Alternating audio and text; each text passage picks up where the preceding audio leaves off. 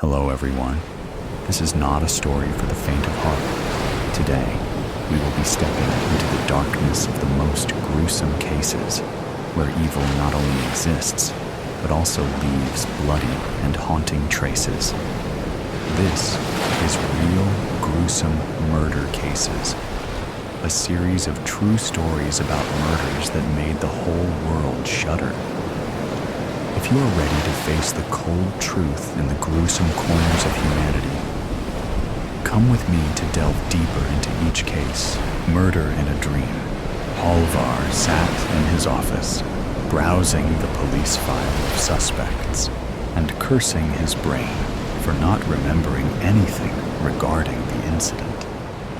The doctors told him the blow to his head was severe. It gave him a concussion, after all, and that it might take time for his memory to come back. If it did at all. Hall, without turning his eyes from the computer screen, he waved a hand. "Come in, Siegfried." His assistant walked into the office, placing a hand on Halvar's shoulder. "How are you? Still can't remember anything," he said, scanning the faces of every known criminal in Norway. He recognized a few of them, having captured them himself, but none rang a bell as to whom might have killed two of his friends and placed one in a coma. "He's got to be here somewhere." "Hall, you should rest," Siegfried said, placing a cup on his desk. Steam rose from it, spreading an invigorating scent of coffee. "We are looking into every possible avenue.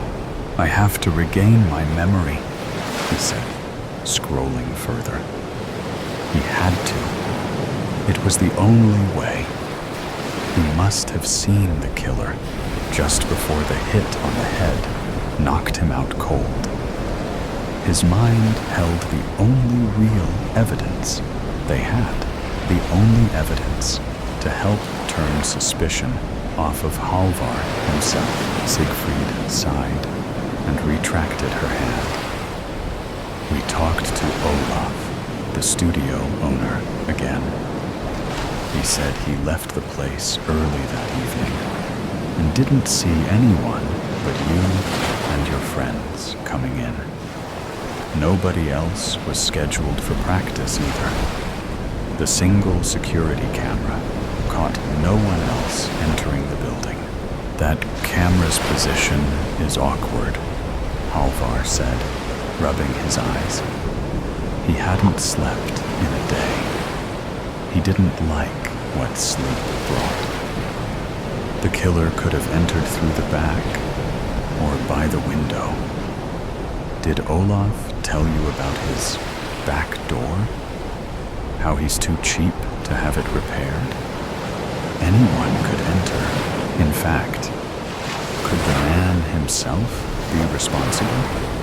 He did complain often about the noise of Halvar and his band playing, even though they paid to rent his studio for practice." "Hall, I can't imagine how hard this must be for you. I know how close you were with them, how much music meant to you. I hope that Bjarka makes it, and I hope you get some rest." Halvar sighed and listened to Siegfried's footsteps leaving the office. The cup of coffee rested on the desk, smelling heavenly. He turned to say thank you, but his assistant was gone. Instead, he noticed the pictures on the office walls, his formal detective license, a photo with the whole police department for Christmas 2 years ago, and a framed picture of him and his 3 friends playing live at a local festival. 2 of them were dead now, one in a coma. The result of some lunatic bursting into the studio killing everybody. Halvar himself survived by sheer luck, it would seem. I'll find out who did this, he thought, turning back to the screen. And no law or moral code can save them from me when I do. He spent the rest of the night searching through the files, as well as his memory, both seemingly void of the information he sought. Eventually, sleep caught up with Halvar, and with it came the nightmare. Each night since the incident, he had been having roughly the same dream. It was almost as if his mind was trying to tell him through dreams what he couldn't remember consciously. Halvar got to relive the murder of his friends every night for the past 2 weeks. He got to see every bloody detail, but never the killer's face. That detail always eluded him, and with each dream, he thought he was getting closer to the truth. Each time, the nightmare would reveal a bit more of what happened. That was if his mind wasn't just making everything up out of trauma. In the dream, he was often in the killer's shoes, after all. But he could never see his face. This night, the dream started as usual. Right in the middle of it, and from the point of view of the killer.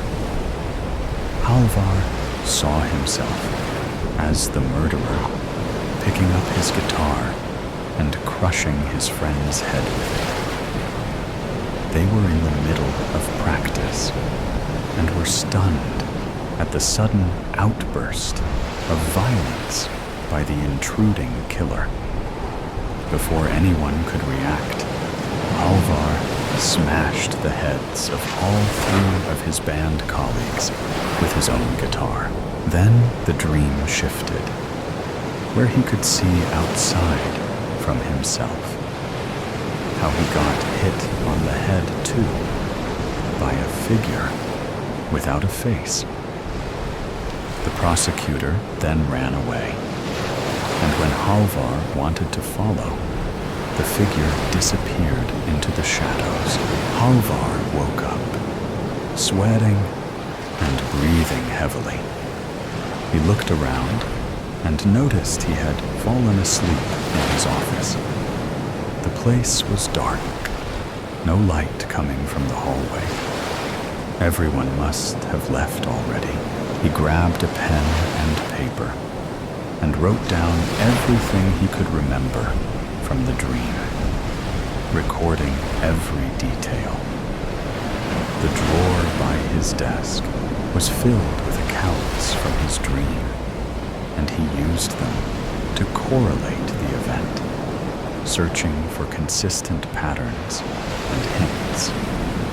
As incredible as it seemed, his dreams were the only clues he had. But he couldn't share them with his colleagues.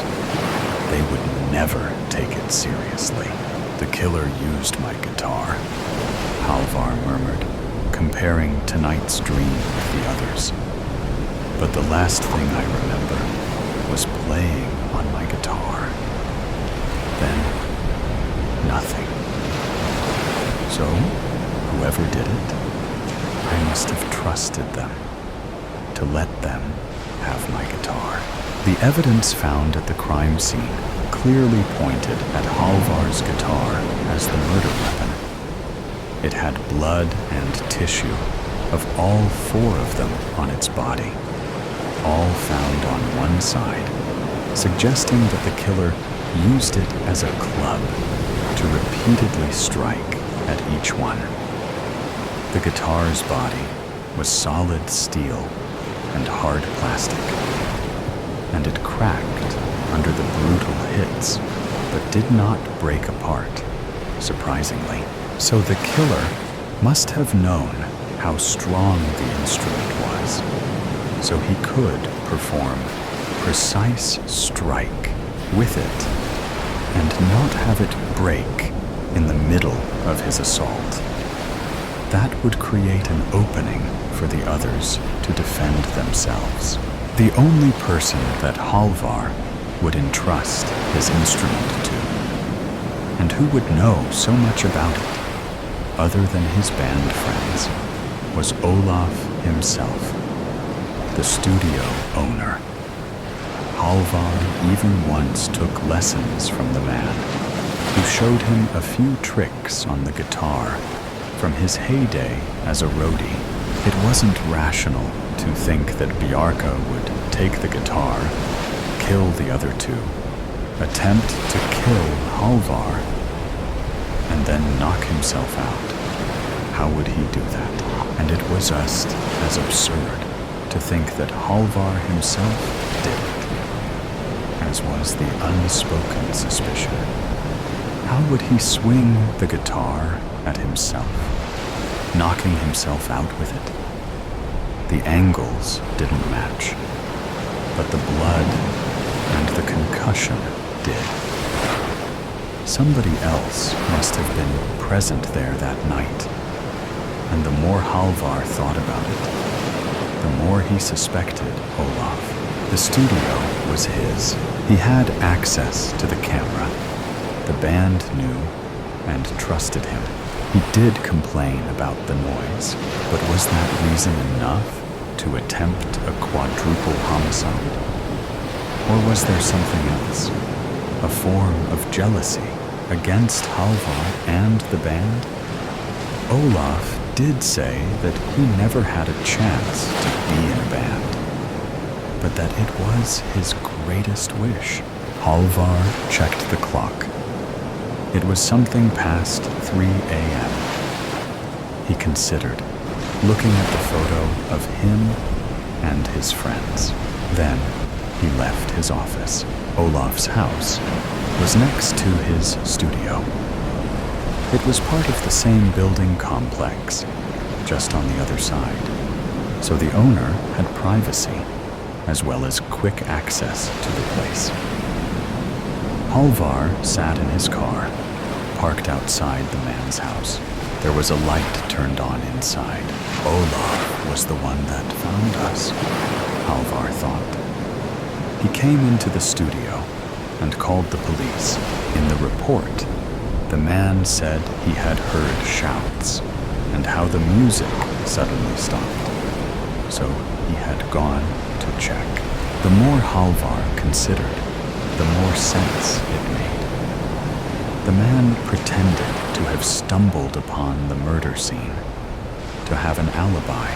Halvar waited in his car, considering whether he should confront the man, considering if he could even do it. As he waited outside of Olaf's house, the pain in his head from the blow returned.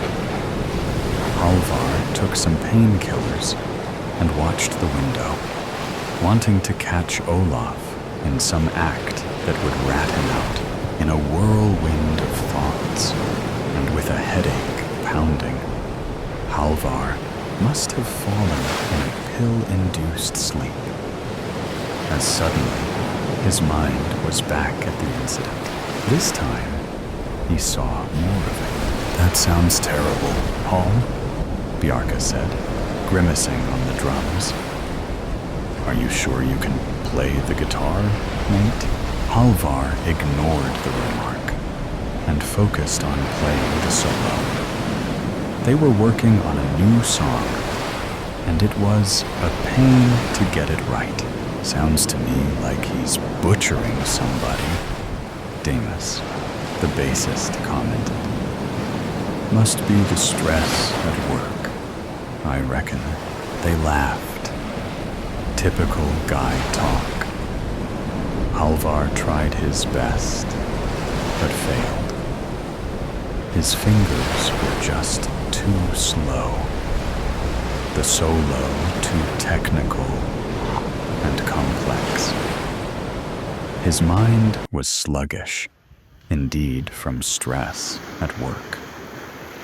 There was a dangerous killer on the loose, and they had finally gotten a lead. Halvar just wanted to relax and let go for a few hours with his buddies. But all he could think of was the brutality of the recent murders. "Hey, we're going to get something to eat," Bjarka said. "You want something, Hall?" "No," Halvar said. "I'm good." He just wanted to get the damn solo right. "All right then," Bjarka said. "But don't you try and steal my roles when we come back." They left. Halvar kept practicing. Then Olaf entered the studio. "Hey, mate," the older man said, wearing his long gray hair in a tail. "Sound like you're having some trouble." "Yeah," Halvar said. "I can't do this transition here. It's too fast for me." Halvar showed what he meant by playing the part at half speed. Olaf nodded. "I see. Can I try?" "Sure," Halvar sighed. He handed the man his guitar. "Knock yourself out." "I'll knock you out with my veteran skill," the man said, and took the guitar. The dream then changed to Halvar being in the killer's shoes and butchering everybody, until seeing himself in third person again, being hit by some man with no face. Halvar ran after the man, and this time he caught him in a corner. The man had long hair. Halvar jolted awake. He was sitting in his car, parked outside of Olaf's home. The light in the house had turned off. "It's him," he thought, breathing heavily. He did it. Halvar got out of the car and walked to the studio entrance. He had the key, as he and his friends were regulars. It was the little hours of the morning, and there was nobody outside, not even a stray dog. Halvar unlocked the door and removed the police tape, entering the crime scene. He knew that the studio and Olaf's house were connected by a passage for practicality. Halvar used the light on his phone to make his way through the dark interior. If it really was you, Olaf? Halvar hurried through the passage, entering the man's living quarters. He'd been there once or twice when Olaf invited them over for a drink. Building his alibi, plotting even then, Halvar crossed the living room and climbed the stairs to the man's bedroom. He didn't think of what his plan was. He just wanted to have a look at the man, to see his murderous face. As he came to the bedroom, where he saw the light coming before, Halvar paused. He heard weeping from inside. His heart pounded like a drum, and he burst into the room. "Feeling guilt for what you did?" The man, lying under the blankets, jumped up in shock. Halvar turned on the light and noticed he had taken out his gun on instinct. Olaf gazed at him with wide eyes, red, as if from crying. "What? Don't deny it. You did it!" Halvar shouted, his hand trembling. "I saw you. It was you." The man's face was twisted in a mixture of shock and fear. "What are you talking about?" "I saw you in my dream," Halvar said. "You took my guitar, and..." The man was crying. There were candles placed on his windowsill, alongside pictures of Halvar and his friends. The two that had been killed had a rosary around them. He was grieving. What's all this? Halvar asked, pointing at the pictures. They were my friends too, Olaf said. Your band reminded me of when I was young. His gaze focused on the gun in Halvar's hands. You think I did it. It wasn't a question, but a statement. One in which Halvar wasn't so sure anymore. He looked into the man's eyes and saw sadness underneath all the shock and betrayal. I can't prove it, Hall, Olaf said, sniffing. But by God, I'm not the man you should be pointing that gun at. Who then? Halvar shouted. Who did it? Who killed my friends and nearly killed me? He pointed the gun at the man's head. Olaf began weeping. The guitar was in your hands when I found you. Yes, the killer wanted to confuse the forensics by framing one of us. No one else came or left the studio. Paul, what are you saying? Olaf glanced at the gun again, then at Halvar. Are you here to kill me too? Halvar balked.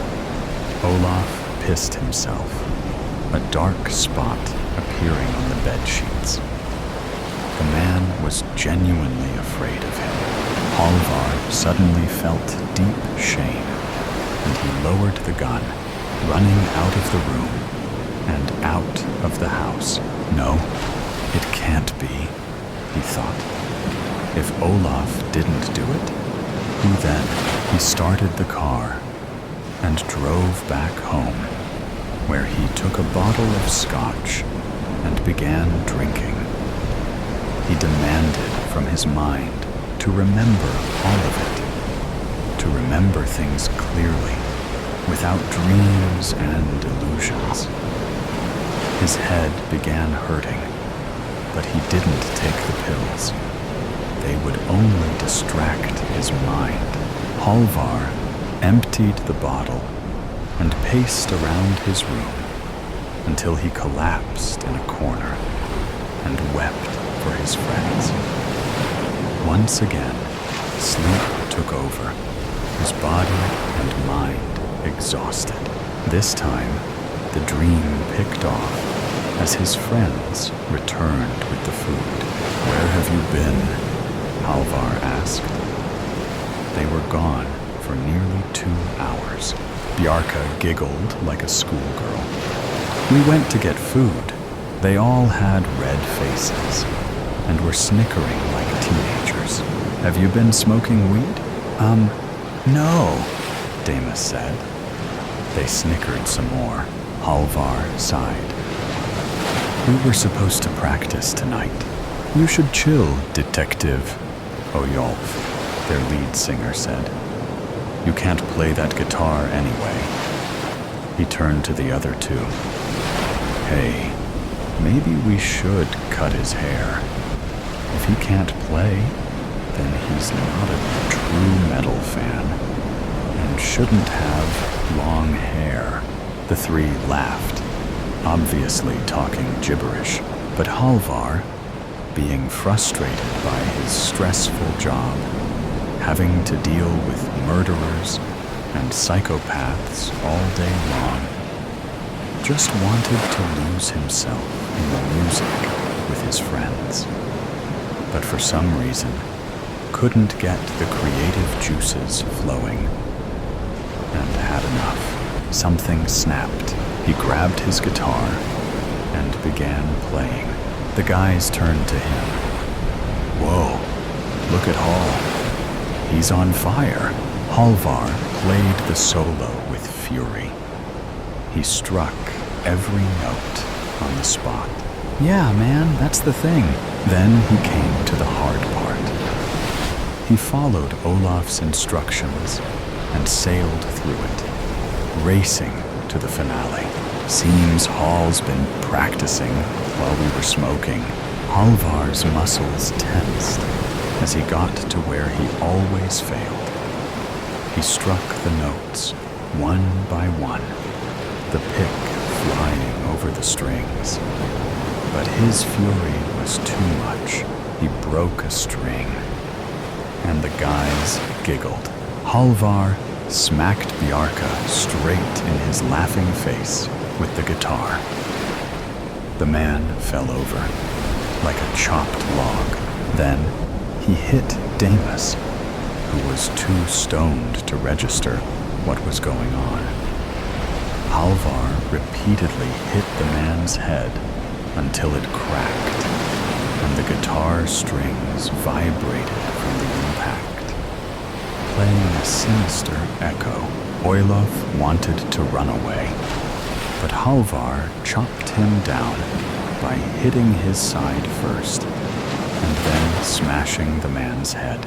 Breathing heavily, feeling all his frustration boiling in him, Halvar screamed and headbanged into the guitar's body repeatedly until he collapsed to the floor, unconscious. The dream shifted outside himself, and he could see Olaf stumbling upon the aftermath. Mortified, Halvar jumped up on his feet as the doorbell rang. His fists were clenched, as though he still held the guitar, and he breathed heavily, confused. He was at home.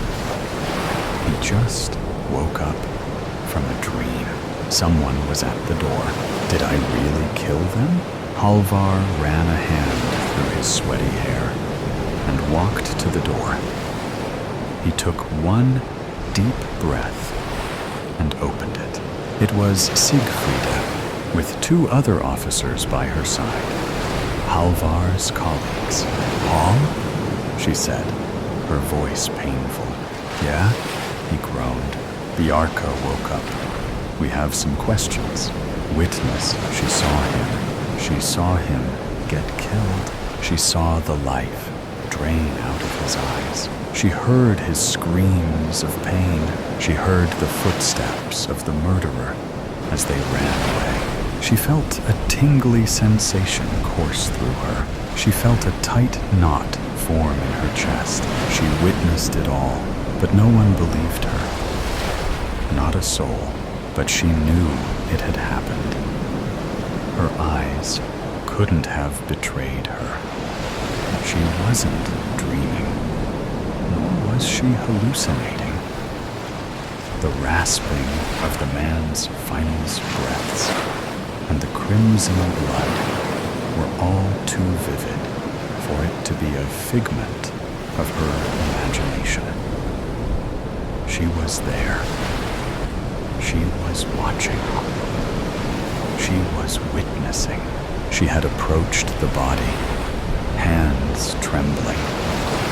The man lay in a pool of his own blood beneath her feet, his body peppered with bullet wounds. His glassy eyes were rolled back, showing only the bloodshot sclera of his eyes. Her fingers were numb as she had dialed the number of the police. Her breath was shaky, and her voice was uncertain. She told the officer on the phone what had happened. "May I ask what your name is?" The officer had questioned. She responded softly. A moment went by. Her eyes widened as the officer started to laugh. "Nice try. Don't joke that much. We all know murders are implausible." The officer had drawled before ending the call. The phone fell out of her hand and landed with a thud on the ground. What was the officer talking about? She clutched her heart with both of her hands and fell to her knees. What is going on?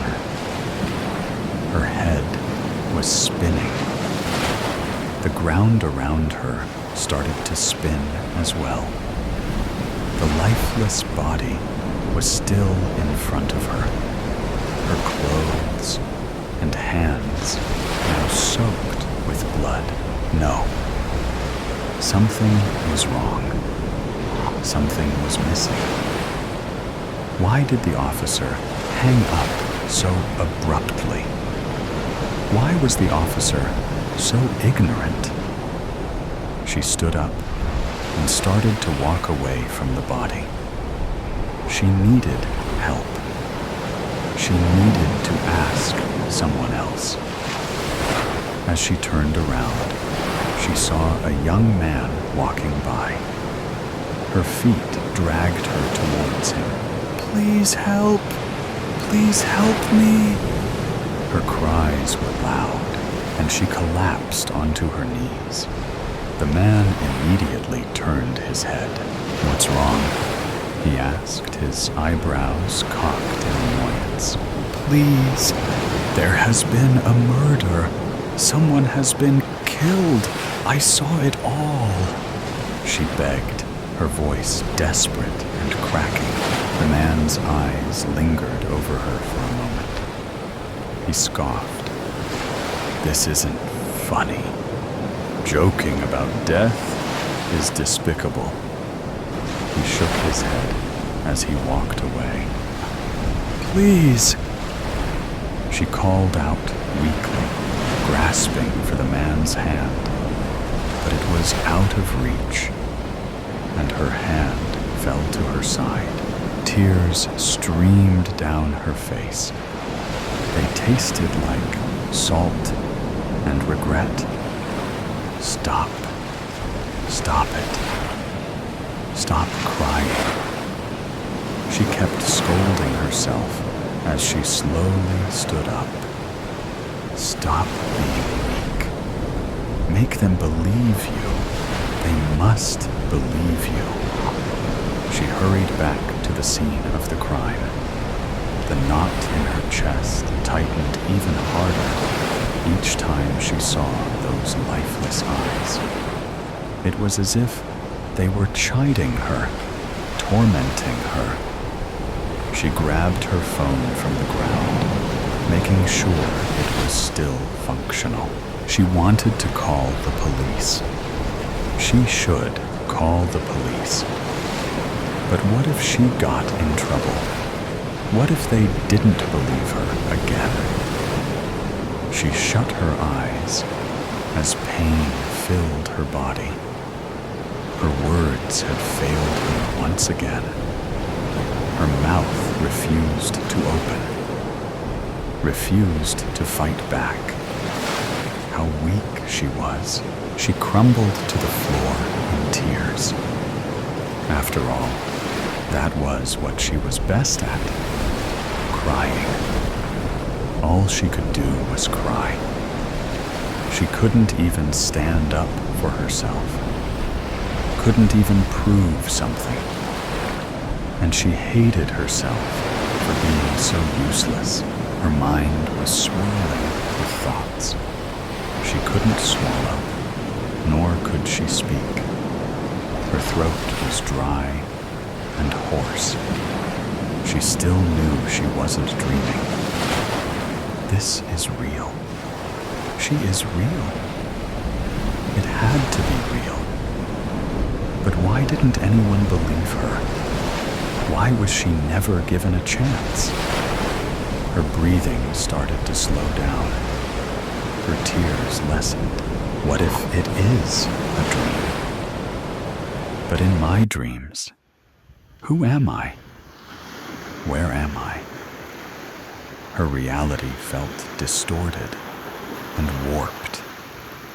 Nothing seemed real, yet nothing seemed fake. She reached up, trying to grasp something, trying to find something tangible to provide her some certainty. Maybe she was nothing. Nothing at all. Maybe she was as thin as air. No, thinner than air. As unreachable as the heavens, as unbelievable as the gaping chasm of hell. No, no, she had to stop. No, she knew. This was real. She couldn't push the truth away. She still had to face the truth. Truth is something no one can evade. What was wrong with these people? Were they just merely stupid? Or oblivious? Or did they just not care? Why did they not believe her? What had she done to make them so against the thought of murder?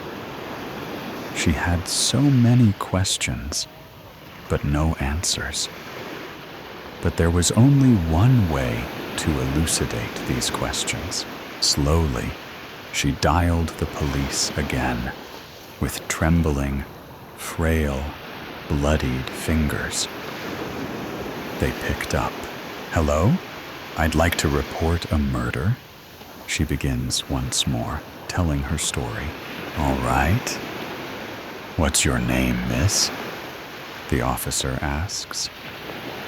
But before she can respond, the man cuts her off with a chuckle. "Just kidding. We don't need your name for a prank." She opened her mouth to protest, but the call ended. Slowly, she pushed herself up, wobbling a bit. She took a moment to stabilize herself, then inhaled sharply. Her eyes were closed, and her face was pointed towards the blue, blue sky. Her eyes slowly opened after a brief pause, glimmering under warm rays of sunlight. "My name," she began quietly, swaying gently with the wind, "is Elora Bathory." She giggled, then disappeared into the shadows of an alleyway, twirling a gun in her hands. Just another nameless victim. I just spent the entire evening in the library reading romance books with him, wanting nothing more but to feel his lips against mine. In shock, I quickly turned my head to face her. Her black hair was flowing with the wind as she leaned against the bridge, staring out at the ocean. It was beyond beautiful. What? I managed to get out. "Yep. It was you the entire time." She turned her head slightly, meeting her alluring hazel eyes with mine. "We've been best friends for over 3 years now. We've gone from rivals to classmates to friends to best friends. And that's where it was supposed to stop. Nothing more, nothing less. But the more I got to know her, and the more I got to spend time with her, the faster my heart went. Every single time. And it was only until this very moment I figured out that I wasn't the only one who felt this way. A few minutes before, OMG, they found each other in the end. Now they'll get married and be together forever, she fantasized. It was adorable how oblivious she acted, as if the world was nothing but sunshine and rainbows. You realize they probably won't get together again, right? Stop being such a pessimist, Dill. They will figure out, and when they do, they'll be together again, and bam, true love at its best, I laughed. Together, we just spent 4 hours in the library, reading nothing but romance novels. It was supposed to be enjoyable, but when you have feelings for the girl that you're reading them with, it's hard not to feel a smidge of jealousy. whenever the main characters do anything romantic. Ugh, I wish I could have the perfect love story. There it was. The wish that made my heart blast into smithereens. She had a crush, one that was obviously not me.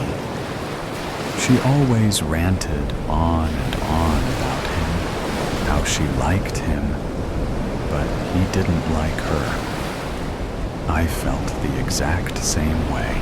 Well, maybe if you would just tell me who he is, I could help you, I say, trying not to sound anything but teasing. Even though she's everything I wanted, I still want her to be happy, even if it meant that it wasn't with me. Do you really want to know? She reeled, leaning towards me, trying to get me to back down. I played along. I really do. I teased, leaning closer. I could feel the butterflies forming in my stomach. Okay, how about this? I give you a bunch of hints, and with them, you try to eliminate and figure out who it is. Easy enough. She leaned even closer, waiting for me to accept the challenge. I'm about to have my heart broken. I know it, but I still end up learning closer to the point where our faces are only a few inches apart as I whisper, "Game on." He has brown, messy hair, and his name starts with the letter D. 10 minutes passed.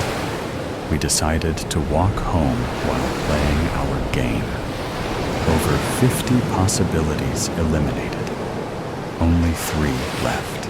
That leaves Darren, Dwayne, and Dawson, I observed. So close. All right. Here are your final 3 hints. He's a bookworm with amazing grades. He's one of my friends. And he has an interesting past. I process the pieces of information, making 3 crosses, each through someone's name. Wait, everyone's eliminated then. There's no one left. Confusion rises as I go through the hints and the names, seeing if I made a mistake. Nope, there should be one, she softly says. At this point in time, we were already halfway home, stopping right in the middle of a bridge, surrounded by cherry blossom trees. I stop to think as she leans across the railing, facing the ocean. That's impossible, I comment, going through the names for the second time, still lost. Want another hint? Present, I thought. It was me? I'm in utter shock. Has it really been me the entire time? Yeah, She pauses. Suddenly, she spins around, facing me, eyes glassy. It takes a minute to realize she's crying. Hey, what's with the tears? I carefully ask as I slowly reach my hand to touch her soft, warm cheeks. I caress her face, stroking my thumb across her cheek, wiping away her tears. She doesn't respond. She just dips her head so I don't see. I carefully pull her head back up, trying to word what I want to say carefully. Hey, look at me. Slowly, her eyelids open, and her eyes, once again, find mine. I smile, knowing exactly what I want to say. You know, I've liked you since the moment I saw you. I just was too scared to admit it. Scared that you would reject me. Scared that you wouldn't want to be friends anymore. Scared for our relationship. Yet you still pulled up the courage to tell me, even if it might have brought upon rejection or humiliation. You always were the brave one. That got her smiling. Really? She asks, her smile getting bigger and bigger as I nod. Really? Our faces are only 3 inches apart. I look at her once more. She nods. I have the go. Slowly, I close the gap. Time seemed to stop. The only hint that didn't was the wind blowing cherry blossoms all around us. My heart pounded louder and louder, feeling as if it was going to burst out of my chest. Every time she leaned in, I pressed harder, not wanting to let go. Her lips felt warm and soft, the only sensation I was able to process. The only hint that this was all real was the emptiness felt when she would slowly lean back for air. But once she came back, it felt like a dream once again. Slowly, I brought my hand to her hair and the other to her face as she rested her hands against my chest. Her hair was soft and smelled like coconuts. Slowly, I brought the hand on her face back to my side and to her chest. Softly, I pushed, applying a small bit of pressure. She leaned back and gasped. I'd finally done it. What? She uttered in confusion. She looked down, and the realization downed her. Why? Tears started spilling as she slowly started falling back. I caught her delicate body in one hand, smirking. I'd give it another minute before you're gone. Any last words? My parents are serial killers. Together, they've had over 100 victims. Once they lay their eyes on someone, it's impossible to escape. I was no different. Forced to kill as a child, tortured till I obeyed, became a force of habit as a teenager. I thought you cared. But why? She gasped. You thought you were something special, didn't you? Well, let's make sure we get this right this time. I leaned in closer, enjoying the moment. You are just like the rest of them. I spent 3 years grooming this very moment. 3 years trying to get you to develop feelings for me, only so I could kill you in the most enjoyable way possible. I take a slow, deep breath in, a sense of happiness and satisfaction taking over me. This girl has been the hardest target so far, but I've done it. I drove the knife into her. She gasped, trying her best to stay alive, but it was of no use. The knife was deep enough into her heart to only last her a minute, tops. I gently lay her down and pull the knife out. She softly screams in pain. I get up, take one last look at my best work, smile, and walk away, spinning the knife, covered with blood in my hand. Did you ever love me, Dill? I stop. I only was able to get a few steps away from her before she screams those 6 words. I refuse to turn back, but I can't help but answer. No, you're just another nameless victim. Accusation. Pounding the tarmac, she bolted down the garden path like an Olympic champion at the start gun. She quickened her pace to an all-out sprint, whilst the springing, graceful steps of 20 miles earlier had long since disappeared. The slapping noise of her flip-flops resonated around the vandalized walls of the housing estate with a clanging echo. She didn't know where she was, nor did she know where she was heading, but she knew she had to get far away from him. Flashing in her eyes, an image of a wedding dress consumed her thoughts. She wanted to tear it and rip it up and throw it at him. Throw it at the man that she could never marry. For God's sake, I'm only 16. I can't get married, she thought. Tears blinded her, and she turned, running as quickly as her long legs could carry her.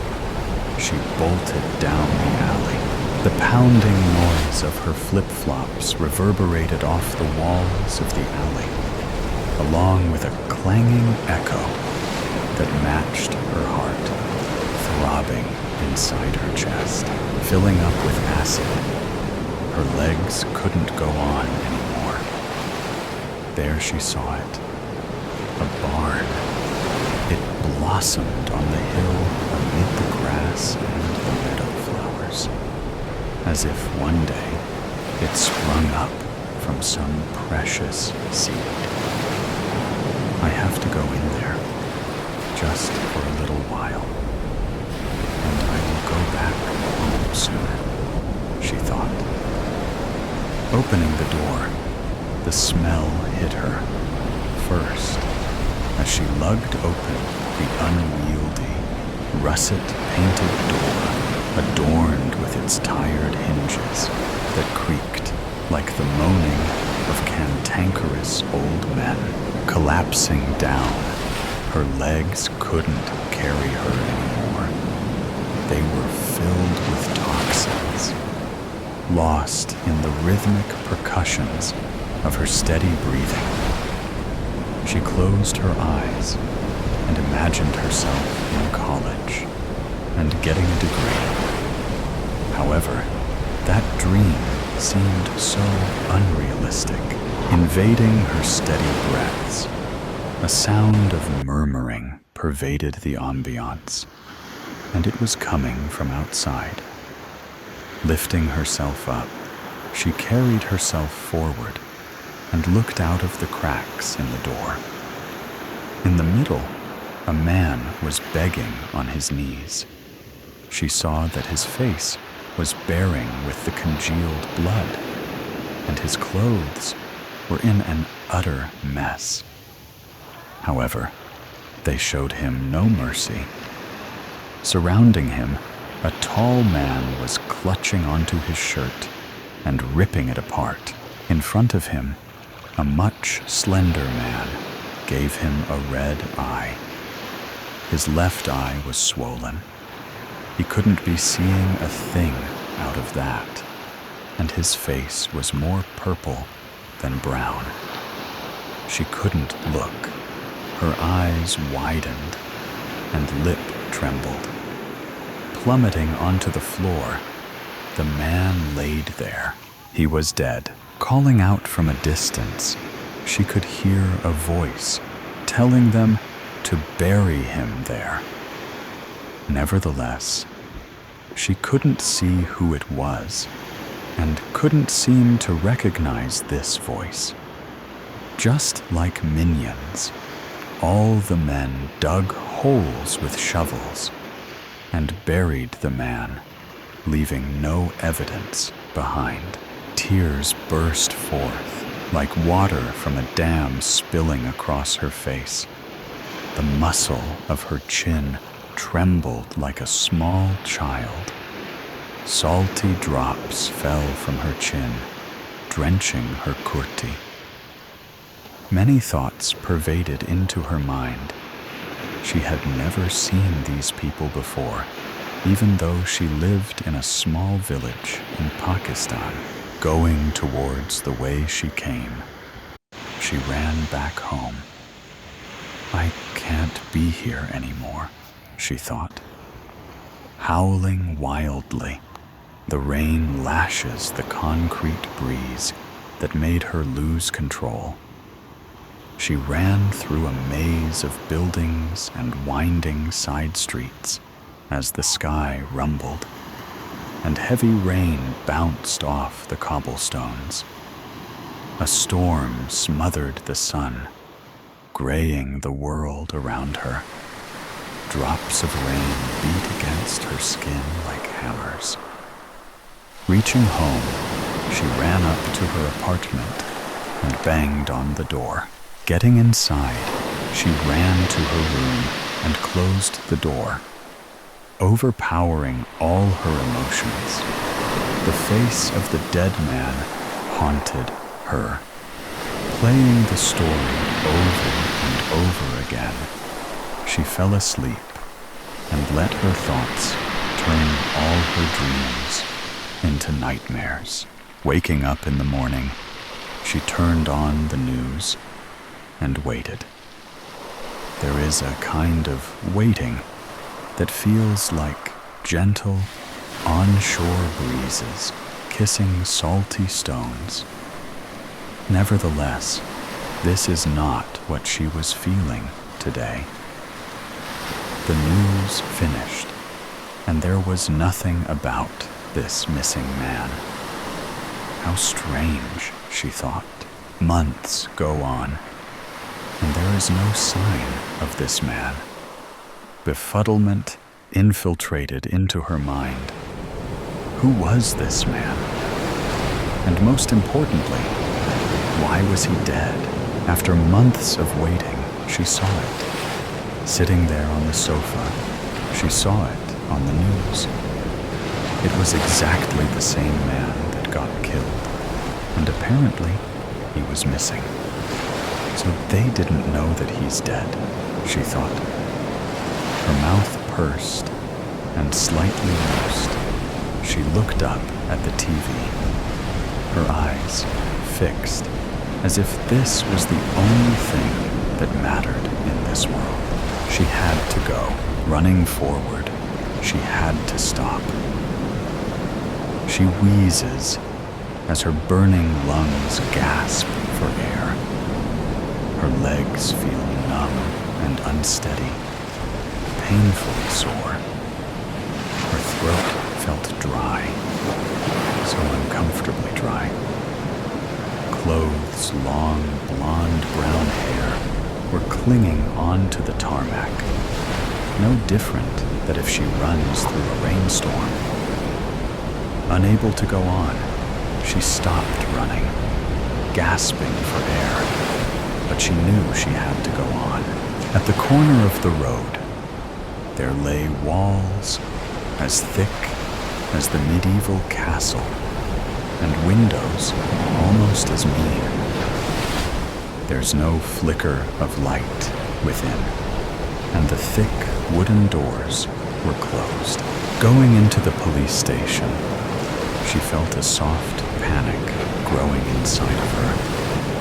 The steps she took were just increasing this amount. It will fade if I back away, but then I have to do this all again another time. It will grow if I let these thoughts swirl into a vortex of stupidity, eating their own tail. Or I can breathe real slow, let the thoughts leak into the ether, and be the real boss of myself, she thought. Approaching the officer, she sat down and told him about what she had seen that night. She told him about the beating and about them burying the dead man.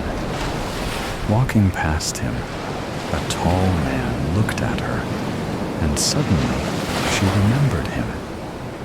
It was the same man that clung to his shirt that night. Getting up off her seat, she pointed at the tall man. Sweat trickled down her face and etched marks onto her skin. But she had to do this. Miss, I think you are getting a bit hysterical here. This man works with us, and he would never do such a thing, said the officer. Whist. He examined her up and down. He couldn't understand her. She looked like she was telling the truth. But Hassan couldn't have done this. I do trust him, thought the officer, and he was part of the Commander League, and is soon to get promoted into officer. Telling her to wait in the courtroom, he dismisses her so that he could talk to other members of the department. Just stepping into the courtroom is making her breathing rapid and shallow. She can feel her pulse pounding in her temples. It's a relief to get to the chair. Otherwise I would have tripped, she thought. Now, only silence lingers in the air. She shivers in the claustrophobic common room and waits for the signal. But a small sigh of anxiety leaps out of her mouth. Tersely, her eyes flicker to the building's whist. She bit her nails to the core, beckoning her to come in. The same officer takes her back into the office. However, they go further in, and it's like nowhere she has actually ever seen before. The fear sits on her like a pillow over her mouth and nose. Doubting her decisions, she tells herself that she had made the right decision. Once again, fear found her. It spoke to her in its cackling voice. It told her legs to go weak, her stomach to lurch, and her heart to ache, as that is what happened to her. She knew she had to keep going, because the truth was just seconds away. Stepping into an exquisite office, she could see the posters hanging and the files stacked up neatly. Getting introduced to the other officers, she sat down, and in the process, she saw the slender man and recognized him immediately, because he was the one who punched the dead man, and instantaneously, she got off her seat. This is the man who punched the dead man. Laughing hysterically, all the officers got up off their seats and surrounded her, just like they did with the dead man. The officer who she met first started talking. I believe that it is you who killed him, said the officer. Isn't that right, Commander Abad? Yes, replied the commander. The voice sounded so familiar in her head, but why she thought. Then it clicked in. He was a voice who told them to bury the dead man. Feeling an overwhelming feeling of disgust, she stood up and went towards the commander. You did all of this, she snarled. No, I didn't. Officers, can you please put her behind bars? And that is an order, replied the commander.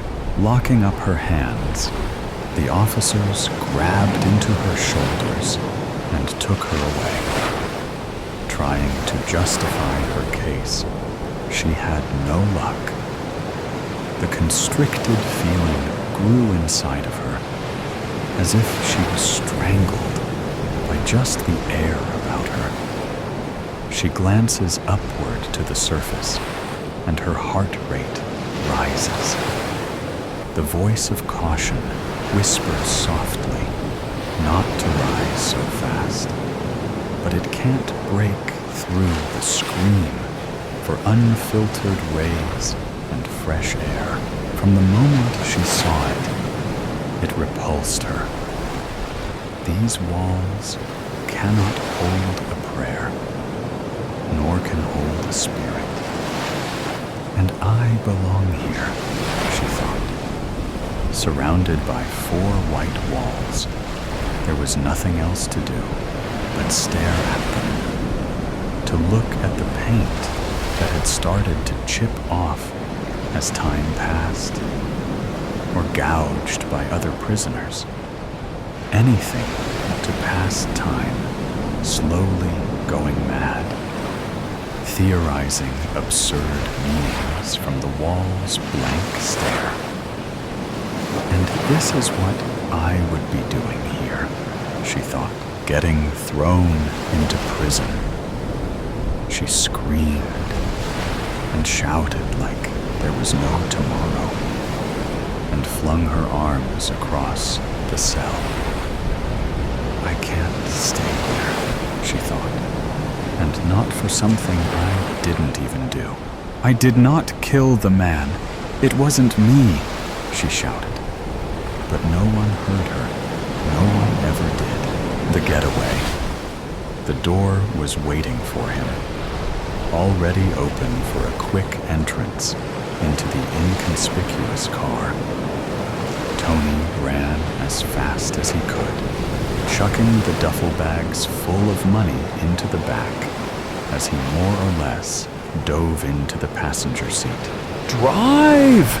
Tony screamed at Jackie. "Drive, goddammit! Drive!" Jackie. Scaletta did not need to be told.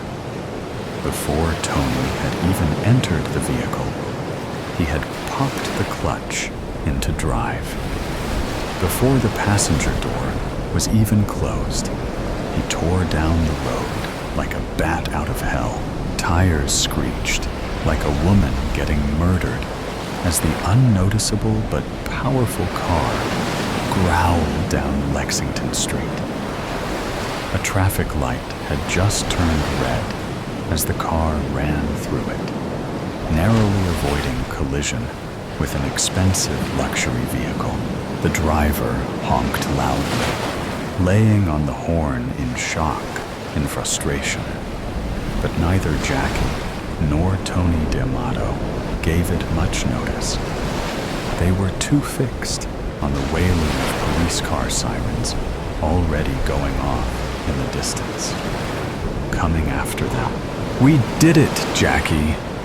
Tony screamed more than said. "We just robbed Lexington Bank, the cream of the crop. We are gold, my friend." Jackie only nodded in reply. He was too busy focusing on the road, maneuvering cars, hopping onto the sidewalk and the wrong side of the roads to say anything. Tony was shaking and excited as a child who had just scored the game-winning touchdown in a Pee-wee football game. But Jackie was calm and collected. A professional getaway driver, if there ever was one. Just a little bit further, we'll be over state lines. Then after that, on our way to Mexico to live like kings, Jackie. We did. Whoa, look out! A wall of police cruisers was creating a blockade to the entrance of the interstate. Tony grew nervous immediately. Visions of himself and Jackie being torn up by a barrage of Tommy gun fire flashed through his mind. Torn apart by bullets as they did to Bonnie and Clyde. However, Jackie had prepared for this. He knew what to do. "Hold on to something," Jackie said, with the coolness of an ice-cold killer. His face was determined, his eyes focused. "Hold on," Tony shouted. "Hold on to what?" He reacted just in time as Jackie popped the wheels on the shoulder of the entrance, scraping the passenger side of the car against the cement barriers that blocked cars from falling down the steep hill. "Fuck! Fuck! Fuck!" Tony shouted. Sparks flew like crazy fireworks off his side of the vehicle, he noticed with wide eyes. The getaway car had attacked the weak spot of the barricade. Cops dove out of the way in fear as the driver's side of the car clipped a police cruiser in the rear bumper. The collision was hard enough to knock the law enforcement car on its side. Gunshots fired harmlessly as the getaway car merged with the interstate traffic. The road to freedom. We made it! Holy shit, Jackie, you old son of a bitch! We made it! Tony hollered. He was shaking in excitement and fear. A bit of shock had also clouded his mind. He vomited quickly, but violently out the window. "Calm down, Paisan," Jackie said calmly. "We aren't free yet. Look behind us." Tony swore when he turned his head to see black and white cop cars following behind.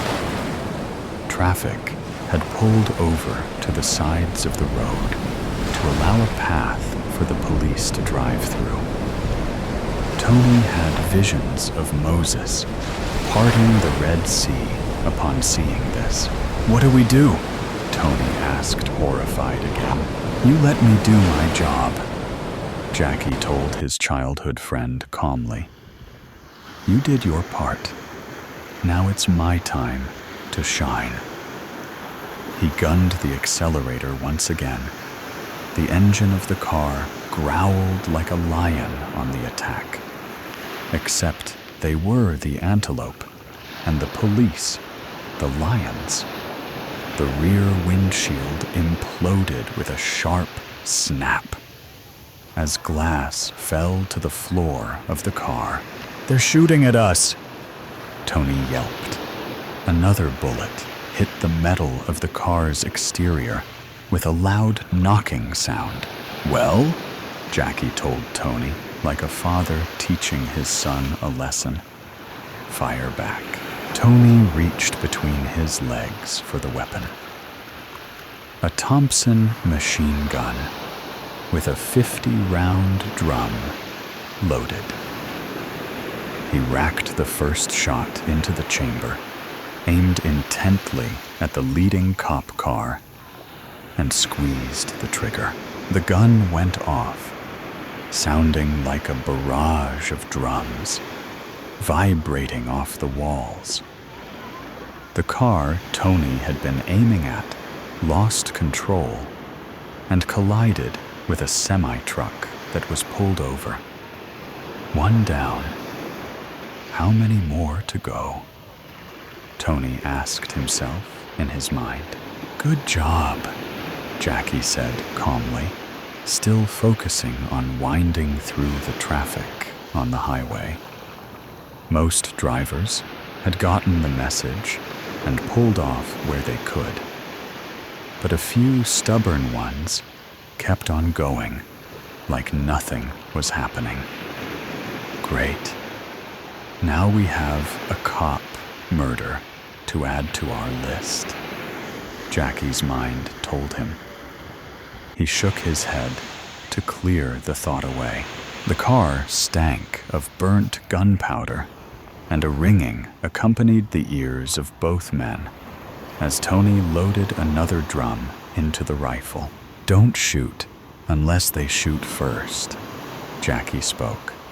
"Or if they get too close, even still, try aiming for the tires. Don't worry, I don't intend on killing anybody unless I have to," Tony replied. Jackie was thankful for this sentence from his friend. They weren't murderers. There was no one else Jackie would aid robbing a bank with. A bullet shattered a small hole in the windshield. It narrowly missed Jackie's throat. His blood went cold as he felt the ripple of air pass by his skin. A second one ripped another spot through the windshield. This one hitting its mark. "Fuck," Tony yelped, throwing his right hand onto his left arm. Blood stained his fingers. Another barricade stood ahead. This 3 rows deep, with paddy wagons and cruisers blocking the interstate. "Tony!" Jackie shouted, momentarily taking his eyes off the path to look at his friend. "Are you okay?" "Yeah," Tony spoke through gritted teeth. "Just took some muscle and skin. Missed the bone. I need you to lay some covering fire when I say," Jackie told him. "What are we gonna do, buddy?" Tony asked. His pain was, at the moment, dulled by the fear that their escape had come to an end. No Mexico. The bullet would have to be extracted from his arm. "Just wait," Jackie replied, his voice getting lower and lower as he repeated, "Wait, wait, wait. Okay, now, fire," Jackie screamed. Tony leaned out the window and sprayed a barrage of bullets out of the end of the machine gun, aiming over the cops' heads. It was enough to scare the uniformed men to duck behind their vehicles as Jackie screamed the car over the grassy area between the lanes of the interstate, straightening on the wrong side as family cruisers and semi-trucks came dangerously close to head-on collisions with them. He rolled back onto the right side of the road once they had cleared the barricade, passing a sign that happily welcomed the two into the next state. "We made it!" Tony shouted. "Holy Christ, Jackie! You did it! We are clear! Bravo, paisano!" They had made it into the next state. Tomorrow morning, they would ditch the vehicle and get into another one to make the drive into Mexico. They were not safe yet. There was still the worry of a nationwide manhunt or getting stopped at the border. But for now, Jackie Scaletta and Tony D'Amato were safe. They continued down the interstate. The plunderer's bank robbery and waltzing have a lot in common. Both have defined rhythms, and they're better with a partner after waiting in turn, like an everyday customer. I handed my note and a paper sack to the blonde girl behind the counter while pulling back my sport coat to show her the butt of my pistol. The note read, "This is a robbery. Remain calm so no one gets hurt. Fill the sack from your drawer. Have a nice day." When she scanned my note, her eyes bulged and flicked from side to side. Her frightened blue peepers filled with disbelief as she stared at me to see if this was a prank. I smiled like a friend. "Please fill it up." With trembling fingers, she stuffed bills into the sack as if she'd win a prize for the fullest bag. The gorilla behind me noticed something wrong. Maybe the sweat-gouging channels through the quivering blonde's rouge tipped him off. He grunted and grabbed me in a bear hug, pinning my arms. My marine training kicked in and I stomped the arch of his foot with the sharp leather heel of my polished Oxfords. He winced and loosened his grip. This gave me enough slack to reach behind and twist his balls. He yipped like an injured puppy and let go, slowly sinking to the floor. The bank patrons turned to stare at the commotion, unsure what was happening. I reached through the teller's wicket and yanked the half-filled sack of money from the blonde's jittery hands as my assailant rolled on the floor, grabbing his crotch. One of the suits in the back reached for a phone. Time to go. I strolled out of the bank before anyone attempted to jump me. Outside the bank, I wanted to run, but nothing attracts attention more than a man running from a bank with a bag in his hand. The alarm clanged, and I turned towards the bank like the other pedestrians, plastering a puzzled look on my face. A siren wailed in the distance. Sweat beaded my forehead, and I lengthened my strides short of a power walk. When I reached the corner, white exhaust flowed from the red Edsel coupe, and its big V8 growled, ready to whisk me to safety. I jumped in the passenger seat, and Marge drove away at 30 miles per hour. 2 police cruisers screamed past us in the other lane. Now, we'd have to ditch this flashy car in case anyone noticed it fleeing the scene. Marge and I have been robbing banks since I got out of the Marines in '53. My posting to Korea separated us for 3 agonizing years. And when I got back to the States, we promised each other we'd never be apart again. Although we talked about it, we never got married. We both felt that a piece of government parchment would not make us love each other any more than we did. When our cash ran low, we'd find a suitable bank in a small town, make an unauthorized withdrawal, and live comfortably on the proceeds for a few months. As long as we didn't take too much or go to the well too often, the local cops forgot us, and the FBI had enough problems with organized crime to worry about a small-town bank robbery. We never hit the same town twice. Our life between jobs was quiet and measured, spending the winter in Florida, soaking up the sun like other tourists. We danced every Saturday night and fished the local lakes. Marge loved the fall colors, so we spent September in New England before turning south for the winter. I don't remember the name of the town in Minnesota when we ran low on cash. While Marge gassed up the car, I got us a table in the Moosehead Diner. Over the blue plate special of corned beef and hash, I decided I wanted to go fishing.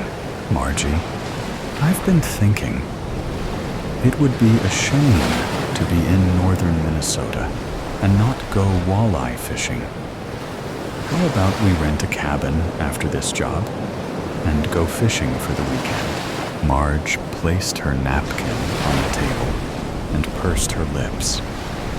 Okay, Harry, but all the cabins are probably rented. I reached for her hand. This is the end of the season, and we'll find a cabin somewhere, just for the weekend. Then we'll head for Vermont. She squeezed my hand and ran her thumb over my knuckles. We'll need some bait. I hadn't thought that far ahead. We'll stop at a bait shop and pick up some minnows. Or, if you'd rather, you can watch me fish. She removed her cat's eyeglasses with the fake rhinestones and leaned over the table. Not on your life, Buster. You fish. I fish. And I'll catch bigger fish. Just you watch me. I finished my coffee, left a $10 bill on the table, and wiped the crumbs off my tie. I'm going to the little boy's room, and then to work. As I walked across the street to the Imperial Bank, Marge parked the car around the corner. We took the North Road out of town towards Canada and doubled back south on a series of gravel concession roads. Navigation was Marge's job. When we hit the interstate, we turned east towards New England. The cops must have figured it out, or got lucky. They'd had 10 years to learn out our pattern. When we turned onto the interstate, 2 police cruisers, nose to nose, blocked our path to freedom. Blue and red lights flashed, and cops leaned across the hoods, pointing shotguns at us. 2 more cruisers pulled out of a side road and blocked our retreat. Marge slowed as we approached the roadblock and parked on the shoulder. A cop with a bullhorn yelled, "Get out of the car and lay on the ground." Marge turned off the ignition and gripped the wheel with hands at 10 and 2 while staring out the windshield. "Goodbye, Harry." I wiped a tear from my eye. "Goodbye, Marge." I drew my pistol and shot her through the ear. Blood spattered the windshield and side window as she slumped on the driver's door. I put the pistol in my mouth and pulled the trigger. "Citizens, death." She trembled uncontrollably as he pushed the muzzle into her forehead. Nobody moves or makes a sound. Any heroics, bullets will start flying. As you can probably tell, this is a bank heist. Cooperate, and I'll spare you all your lives. Please don't kill me. I'll take you to the vault right now. Shut it. I decide when we go, he replied as he jarred her head back with the barrel. The hostages looked on in slouched postures, with furrowed brows and gaping mouths, wondering if the gun's magazine was loaded or not. For the bank manager's sake, they hoped it wasn't, and that he was pretending to have a loaded gun, because they believed this sort of heist was to scare people into submission with no real intention to harm them. After all, it was only one guy, not a group of robbers. "Hey, mister, my wife's so scared, her water has just broken," exclaimed a hostage. "We need medics, quickly." "I said no heroics," he exclaimed, striking the butt of the gun to the bank manager's temple. She fell in a heap, motionless. "Now look at what you've made me do." "I mean it, people. Don't try my patience, or one by one, it'll be you lot getting the bullet. Are you crazy? My wife is in pain. She thinks the baby is in the wrong position. We need a doctor now," he sighed. and approached the pregnant woman and knelt by her side. She was shaking and sweating uncontrollably. "I'm so sorry about this, but I can't have you or your husband messing this up. There's $20 million in the vault, and I want some of it, no matter what the cost. Please, just take the money and go quickly. We'll say nothing to the police," replied the woman. The bank manager opened her eyes. She sat up, propping her back against the wall. All she heard was 2 shots fired, followed by a cacophony of screams and chaos. He fired another shot to the ceiling, and the room fell silent. Order was restored. "Right, you lot. Clean the blood up, and then drag the pregnant woman and her husband over to the far corner," he demanded. "Are you fucking crazy, man? You've killed an unborn baby and the mother and father," exclaimed another hostage. "In this game, there's always collateral damage. Now shut it," he said, training the Glock on him. He glanced through a window. The street outside Citizen Bank was as normal as he'd expected. So far, 2 minutes had passed since he'd entered the bank. There was another 5 minutes before the NYPD would have the building surrounded. So far, so good. With the entrance door locked, nobody had approached or tried to enter the bank. Still partially dazed, the bank manager attempted to stand. She stumbled, but he soon skittered back to her and pushed her to the floor. "Stay down until I say otherwise, got it?" He slid the rucksack from his back and pulled out a large bag of cable ties and tied her hands behind her back. Then he tied her legs, leaving enough movement for her to walk, but not run.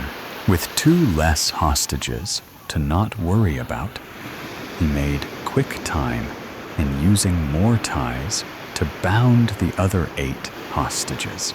"Okay, people, if I hear the slightest of sounds or sense the smallest of movements, one of you will be joining those bodies over there." He hauled the bank manager to her feet and pushed her in front to lead the way to the vault. She stumbled and fell to her knees with a hard thud. He grabbed her hair and wrenched her back to her feet. She screamed, and the hostages felt her pain. In retaliation, she spun and spat in his face. She quickly felt the back of his hand make contact with her cheekbone.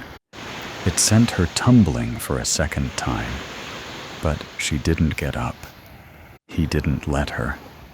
Instead, he grabbed her hair and dragged her to the vault. The hostages winced, imagining her discomfort as her legs flailed in a futile attempt to stall him. "Now that he's down in the vault, we have to do something?" whispered a hostage.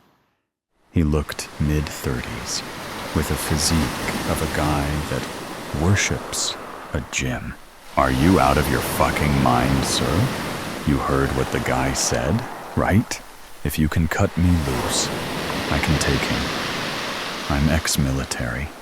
Apprehension is my forte. I've got a small knife in my back pocket. Can you reach it? You're gonna get us all killed trying to be the hero. NYPD will be here soon. They'll take him out." Only if someone has activated the alarm. There were moments of silence. He was waiting for a reply that never came. "I thought not. But the guy keeps checking his watch, and he thinks they're on their way." I can activate the alarm so the cops know, and then I'll take him out. No, man. You're not hearing me. I can't let you do this. I've got a wife and kids. He'll shoot us all. What do the rest of you think? Are you with me? The rest of the hostages didn't respond. You try anything, man. I'll take you down myself. Just trust me, man. It's worth a try, replied a hostage. He's trained. He knows what he's doing. The locks released. He turned the catch, and the door to the vault swung open. What the fuck? He said, staring into the barrel of a Glock 10. You didn't tell me there was security in the vault, he said to the manager. She connected with his gaze and dropped her shoulders. I ain't security, replied the guy standing at the entrance of the vault. Stop what you're doing, and nobody else has to get hurt. It was a stalemate situation. Both guys had their guns trained at each other, fingers twitching at the triggers, and then, bang, the guy in the entrance to the vault fell. He was soon surrounded by a pool of his own blood.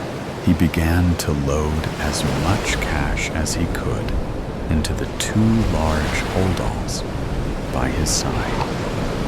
He could hardly zip them up, but to his estimation, he had at least $600,000 in each. Way less than what he wanted, but enough to start up somewhere new. With one bag on his back and the other in his left hand, he grabbed her hair with his right and dragged her back to the main foyer, where he noticed one of the hostages was missing. From out of nowhere, the hostage charged toward him, thigh and drived him to the floor, like the New York Giants were playing out in front of them. They tussled about, but the hostage found himself being overpowered and had the barrel of the Glock shoved in his mouth. Bang! All the remaining hostages jump out of their skins as blood and bits of brain matter splattered all over them. The hostage lay there in a bloody, gory mess that was too much for most of them to look. Hey, mister, we tried to tell him it was a stupid idea, but he didn't listen, replied one of the hostages. He's paid with his life for his insubordination. He checked his watch, and 4 minutes had passed. Time to check out.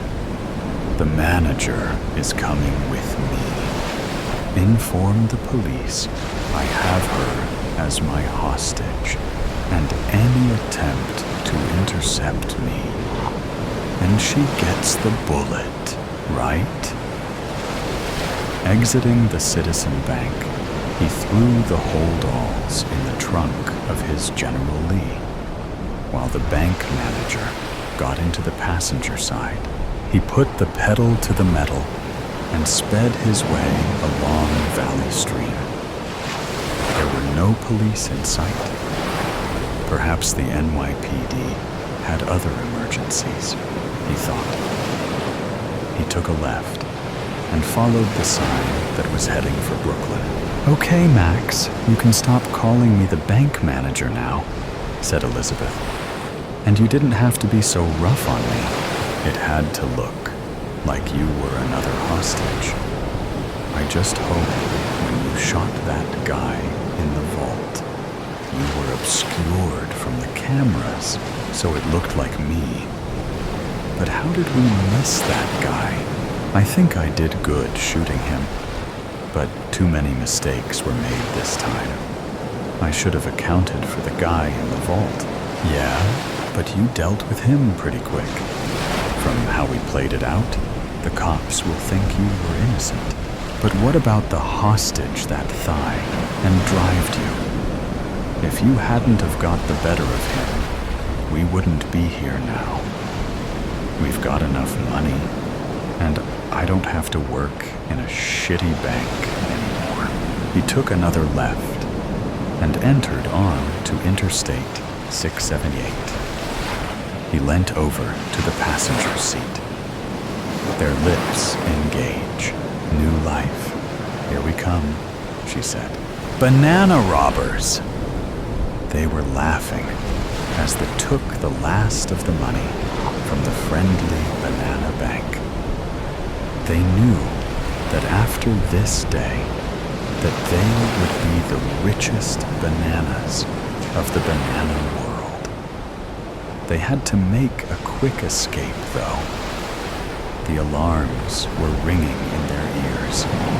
The banana cops were on their way. They could just hear the cops as they ran. Be Banana and Go Banana made a great team. They were the best bananas at robbing. They knew that after they robbed, they would have to split the money and have to pretend that they were innocent. They were also great actors. They knew to be part of the banana stampede after they robbed, so they could pretend like they were there the whole time. The banana stampede took place every day at the banana park. It was the best place to hide after doing something wrong. Everyone at the banana stampede knew how it felt to do something wrong. They were all banana criminals at one point. They all got the wrath of the sacred rule breaking punishment. They all stopped committing crimes after that. Once they reached the banana stampede, they were very hangry. So they killed a fellow banana and ate him. They hid the remains of the fellow banana. They knew that if they got caught, then they would be in huge trouble. They heard the banana cops coming. The cops started asking around if they saw anyone who came from the direction of the friendly banana bank. One of the bananas started crying. She told everyone that Be Banana and Go Banana killed her husband. The cops took them to Banana Court. They finally started court after a long lecture about how you drive banana cars, which was way off topic. They had the whole banana stampede there that was not causing a stampede currently. They had a bunch of chairs in random groups. The judge was sitting down in a giant chair with bananas all over it. He also had a small desk with a banana volunteer to be the hammer.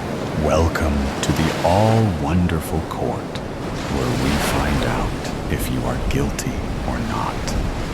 Da Banana Judge told everyone, "Everyone take your seats and be quiet unless I tell you to speak. Today, we have two problems.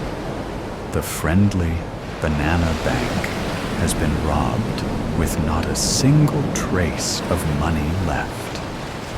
There was also a murder at the banana stampede that was caught by Mrs. Banana, witnessed. Mrs. Banana, will you tell us what you saw?" Of course, I was talking to him, and all of the sudden, I saw a knife through him. I looked behind him, and I saw Be Banana and Go Banana with the knife. Then they ate every single little piece of him. It was like a nightmare, Mrs. Banana declared. Be banana and go banana. You two have earned 10 seconds in jail so far. Da banana, judge said. Mr. Peel, you said you saw who stole the money from the friendly banana bank. Will you tell us what you saw? Yes, I was walking my banog and I saw Be banana and go banana walk into the bank. I stalled so I could see what they were doing.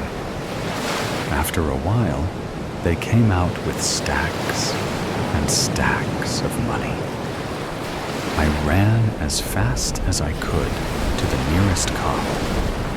I told them what I saw. That day, I also saw them steal all my banog bones. I was so mad. I wanted to tell the cops, but I thought that it wasn't as important as other things. Mr. Peel said, "Thank you. Be banana and go banana. Will you tell us your side of the story to see if you get 15 seconds in the corner or not?" Da banana judge said, "Yes, the wonderful judge. We were at the banana restaurant, and then when we were done, we saw Mr. Peel steal the money. We saw him run to his house and then tell the cops lies. When we went down to the banana stampede and saw Mrs. Banana murder her own husband." Go, banana said. By this point, the room was filled with murmurs. Everyone was standing, and they were scared to know who was the actual imposter. The volunteer banana hit his loudly and hard, on purposely. The room filled with silence. Thank you. I cannot tell who is guilty or not, so you four get to go to jail for 20 seconds. Da banana judge said, "Be bananas, go bananas, Mrs. Bananas," and Mr. Peel's faces were filled with shock. The banana cops pushed them into a jail. 20 seconds later, they were free to go out. Be banana and go banana knew that that was an awful punishment, and that they would never commit a crime again. But one thing bothered them. They wanted to know the punishments. They knew that they shouldn't commit another crime to do it, but catch someone committing a crime. One day, they reported someone stealing someone's jewelry. It was Mr. Chop, who was a retired server. Once they got to court, there was another lecture about how it is so easy to turn sides, and another lecture after that about what kind of bananas make videos. Finally, court started, and they found out that Mr. Chop was actually just helping a friend return jewelry. No one was put in jail, but on the way out, while DA Judge was having a conversation with other people, Be Banana and Go Banana stole the sacred rule book. They almost got caught, and they decided to take a drive. They didn't take just any drive. They took the longest drive ever in the banana history. The drive took 12 hours, 59 minutes, and 59 seconds. The next day, they went on the second longest drive in the banana history. They drove through mountains and valleys, and finally onto the banana interstate. This is a robbery. This is a robbery, I said calmly, pushing my golden hair behind my shoulder. "Bring me everything." "Ma'am, Just do it," I told the bank teller firmly, giving him a look. It wasn't a glare exactly, more like one of those looks your mom gives you do something wrong. I wasn't threatening him. I didn't even carry a weapon with me. But he was going to do what I say. I stared into his gold green eyes with my baby blue ones, insisting he did what I asked. See, I didn't give orders. I never had to. People, especially men, just listened. This man, however, with his long black hair and mysterious green gold eyes, was stronger than most. He hadn't set off the alarm. He was considering it, though, his eyes darting to it nervously, then back at me. He scanned my figure, not with desire, but as if he was searching for the weapon I didn't have. We stood like this for many minutes, no one else taking note of what was happening. I studied him closely, deciding he was quite handsome. His nose was straight, and he had these beautiful dimple marks in his chin, ears, and cheeks.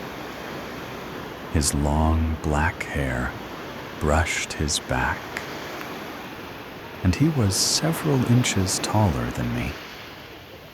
Not that I minded. It was actually better this way.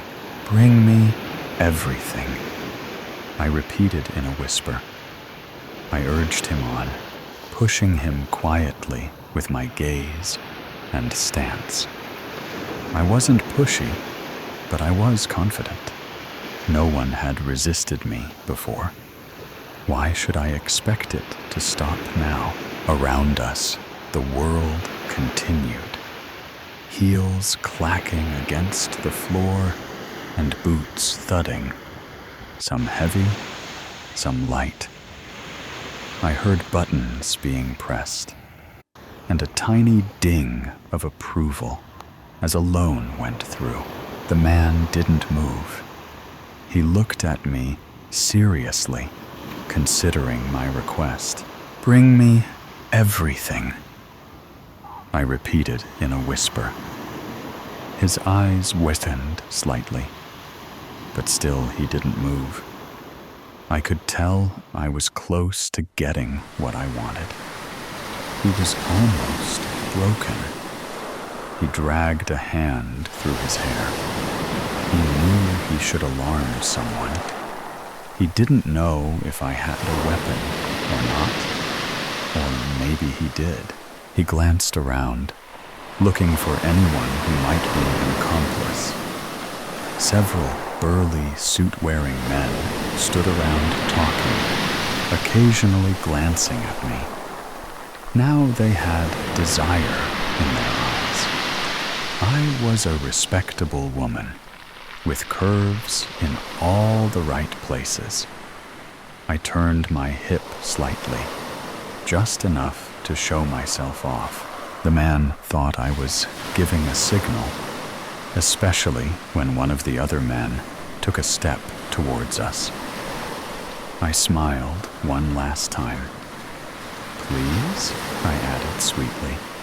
The man left to get what I wanted. Everything. Several people stopped him to ask what he was doing, but all he did was point at me and then continued. One of these people came over to me and asked what I was doing. I told her I wanted everything. She just nodded, blankly, weakly. Soon, I had the whole bank wrapped around my little finger. The man came back, pushing a cart full of money. I peered inside and dug around, making sure they weren't tricking me. I glanced at the man and smiled at him seductively. He smiled back, winking. He was letting me know he wasn't under my control. I raised an eyebrow at him, ignoring the lusty stares the men were giving me. He raised an eyebrow back. I rolled my eyes. "Give me the cart," I said haughtily. "No," I gave him a look, one that said, "Don't defy me." The man smirked. "You said you wanted everything," I smirked back. "Then come. Allow me to rob you of your job, your soul, your dignity. Only if I may steal yours." That's when I hear it. The tiny, lilting whisper in my head, urging me to love him, to listen to him. I smiled at him, knowing his secrets. "Come," I whispered. "Come to me." The man smiled and took a step closer, leaving the cart. I didn't care about the cart anymore. All I wanted was him. I swam in his beautiful green gold eyes. I could feel him fall deeper into mine. He tugged at the cart, pulling it with him as he advanced on me. My heart beat eagerly, and I leaned forward.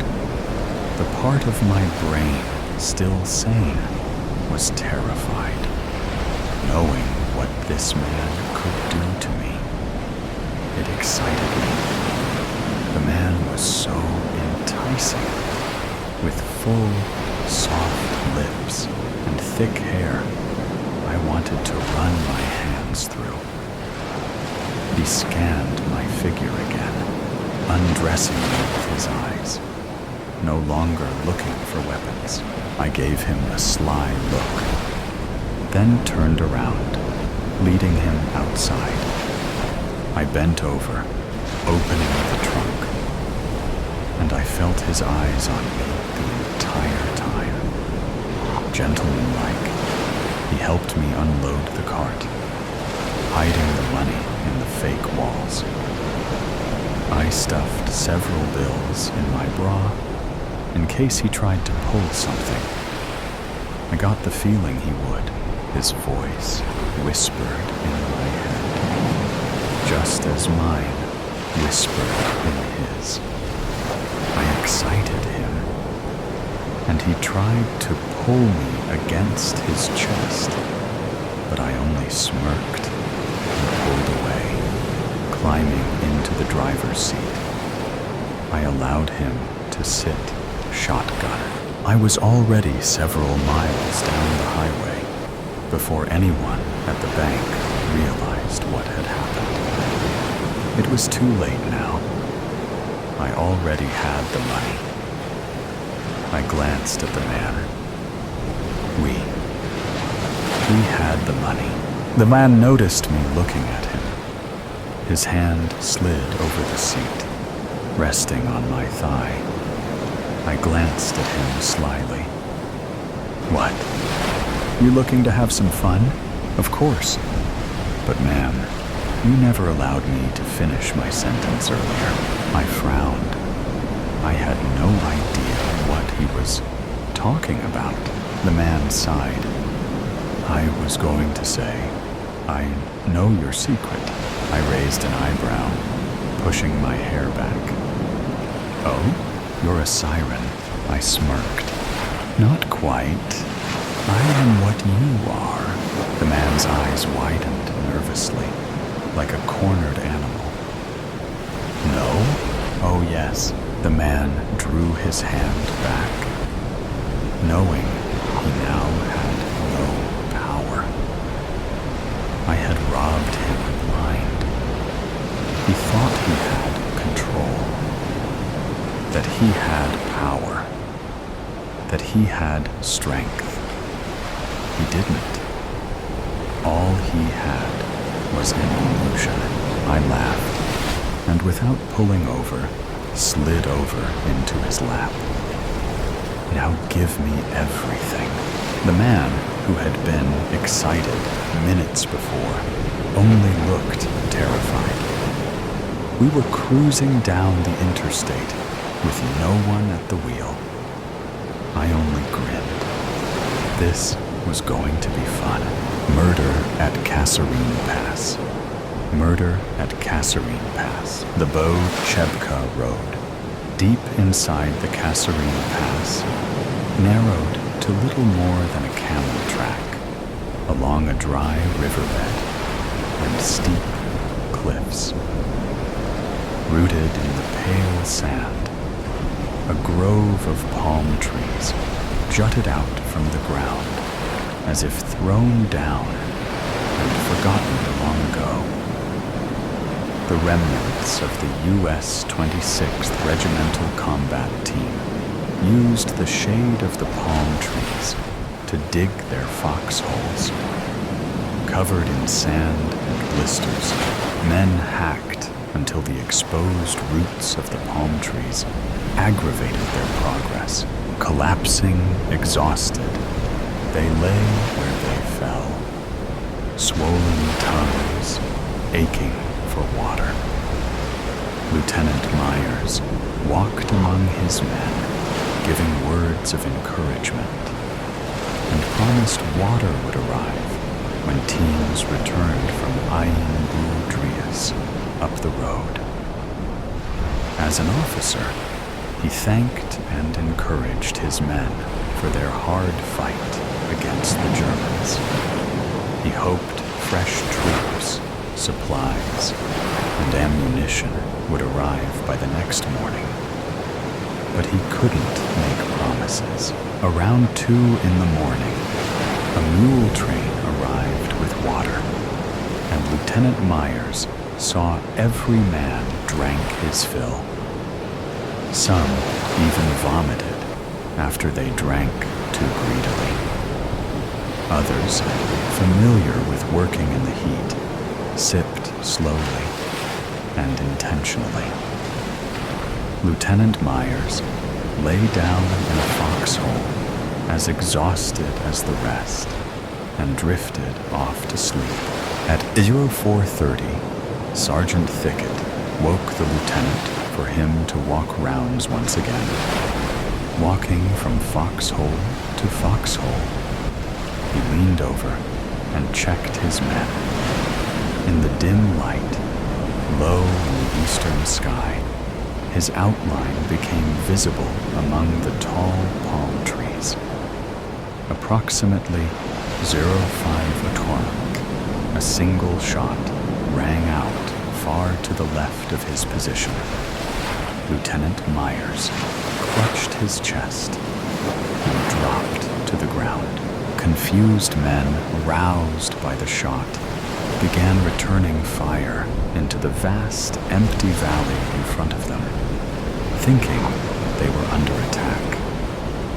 Less than a minute later, the firing stopped, and the medics pronounced Lieutenant Myers dead. Captain Williams' task force. Welvert, February 21st, 1943. Criminal Investigations Division, North Africa. I surveyed the ground where Lieutenant Myers lay after he'd been shot. It's possible a sniper took advantage of the early morning light, but further examination of the body suggests the shot came from much closer. The bullet struck the lieutenant on the upper left side of his chest. Damage to the heart and lungs, terminal. Some witnesses report hearing one shot, while others heard 2 or 3. The additional shots could have been an echo or edgy trigger fingers, as reported to me. Everyone began firing into the valley below. firing stopped in less than a minute. No further casualties. Witnesses report the shot sounded nearest the last foxhole in the line, manned by Staff Sergeant Culver Anderson, Private First Class Andrew Taylor, and Private Jacob Clark. Interviews to follow. Suspect: Staff Sergeant Culver Anderson. Staff Sergeant Anderson. Witness say they heard a gunshot this morning from the foxhole around 500, said Captain Williams. Did you fire that shot?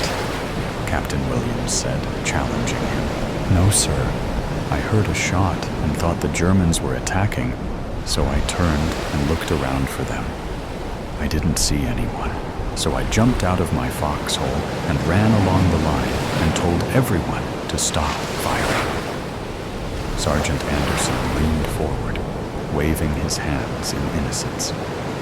We are already low on ammunition, and we'd need it later if the Germans did attack, he said. Were you aware that the shot fired killed an officer? Asked Captain Williams. No, sir. Not until the firing died down. Rumor spread it might be an officer. I found out later, just like everyone else. Sergeant Anderson said. Were you alone in your foxhole, Sergeant? No, sir. There were two men with me, Private Taylor and Private Clark. They were sleeping, sir. I had the last watch, said Sergeant Anderson. Are you sure neither of them were awake and slipped away? Then maybe they fired the shot? Asked the captain. I'm sure of it, sir. I thought the shot came from behind me, and when I looked, I couldn't see anyone. It's possible a sniper hid on the hillside next to us. The sound of the shot may have been further beyond that, but these canyons are pretty steep.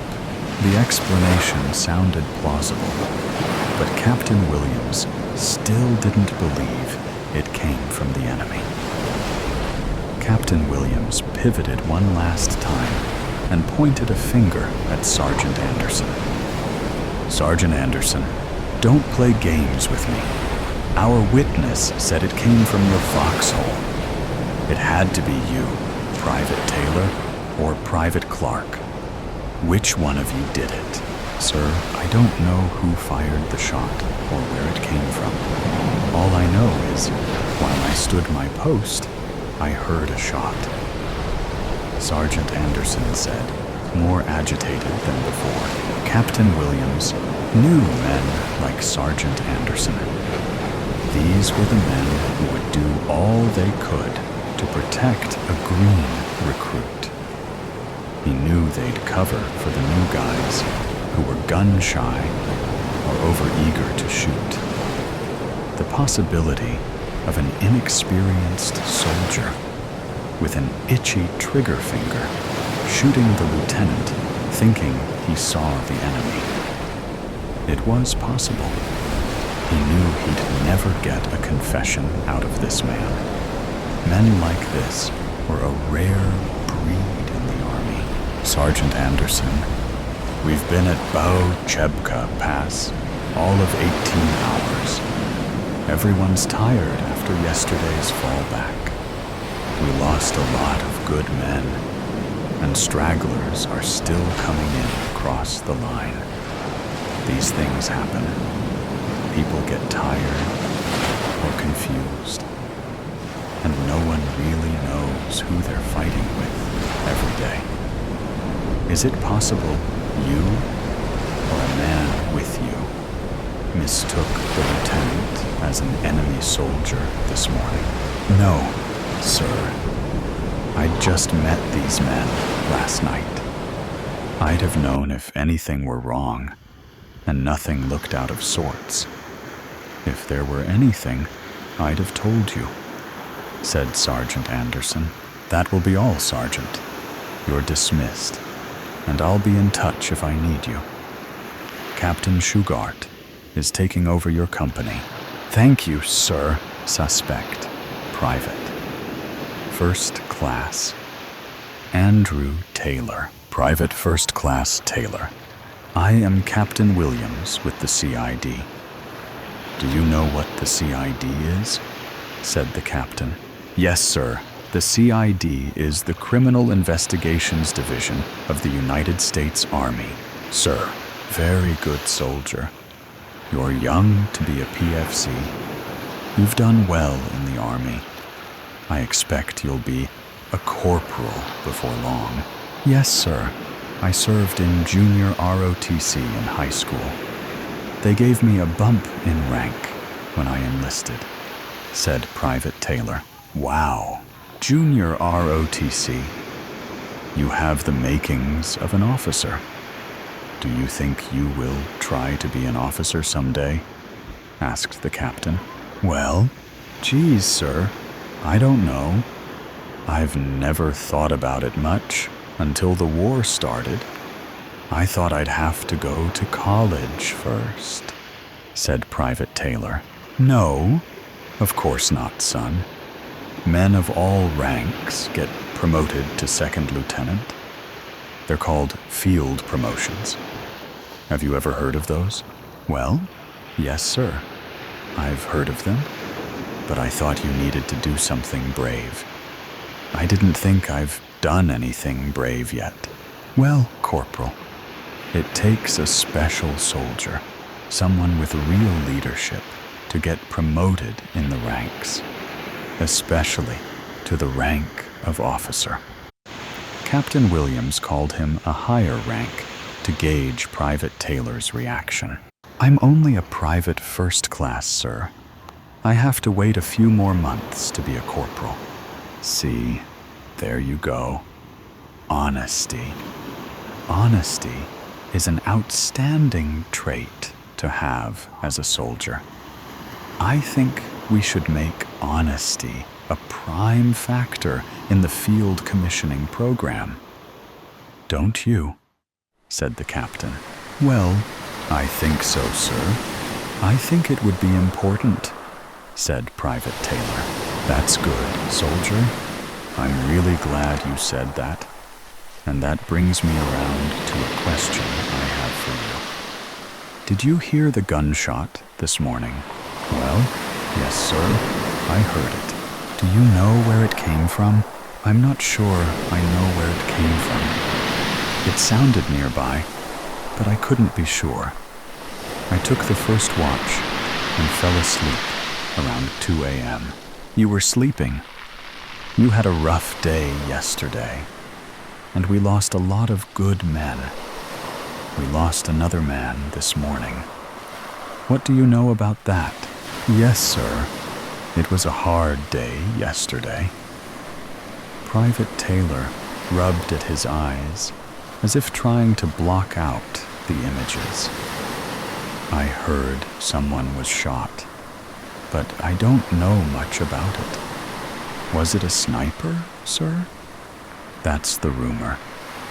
Is that why I'm here this morning? Asked Private Taylor. Yes, Corporal. I mean Private Taylor. We lost a good man this morning. Lieutenant Myers died around 0500. The rumor is it came from a location near where you were sleeping. It's an unfortunate way to have a vacancy, but Lieutenant Myers died because of that shooting. Now we have a company without a lieutenant. We have a poor dead man who will never know justice. The truth will have to come out someday. If we could solve this mystery right away, things may just fall into place for the right person. Maybe even a new second lieutenant could rise through the ranks. What do you think about that? Private Taylor wiggled in his seat. He looked excited or uncomfortable. It was hard for the captain to tell. Honestly, sir, I woke up when the shooting started. I don't know where the shot came from, he said. Thank you, Private. I'll let you go, and if I need anything more, can I count on you to be honest with me? Yes, sir. Private Jacob Clark. Private Clark. I am Captain Williams, the lead investigator for the Criminal Investigative Division. Witnesses say you were near the location of the shot fired this morning that killed Lieutenant Myers. Is that correct? Yes, sir. I heard the shot. It was only one shot, said Private Clark. Do you know who fired the shot? Asked Captain Williams. Sir? Said Private Clark. The shot. Did you see who fired the shot? Asked the captain. I remember nothing. It all happened so fast, said the private. If you knew who it is, are you aware it is a crime to withhold information about the person involved? Yes, sir. Are you saying you know who fired the shot? Asked the captain. Sir, no, sir. It all happened so fast. Did you know that covering for someone is also a crime? Maybe you know who fired the shot, and you just don't want to say.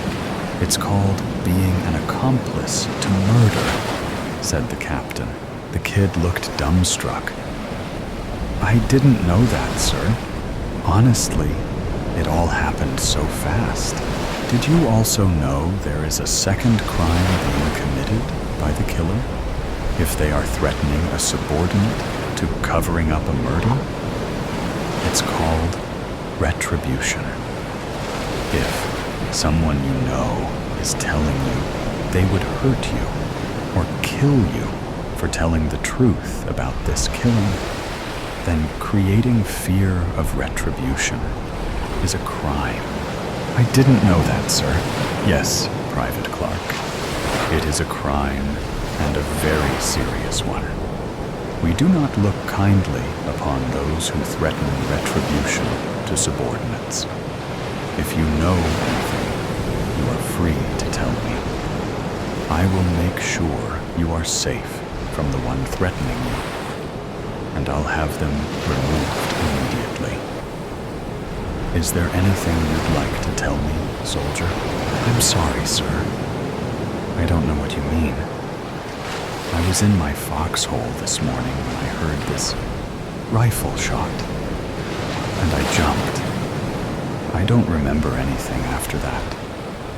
Then everyone started shooting, said Private Clark. The young man looked sullen and weak. He slouched in the chair, staring into the distance, 100 miles away. Pacing back and forth across the tent, Captain Williams looked into the private eyes. He'd seen this before, after a fight. Unfortunately, the captain felt each man knew something he did or didn't want to say. Confessions didn't come easy. Captain Williams thought about a case 6 weeks ago where a junior enlisted and a captain fought behind a bar in Morocco. The enlisted man should have been court-martialed and the officer reprimanded.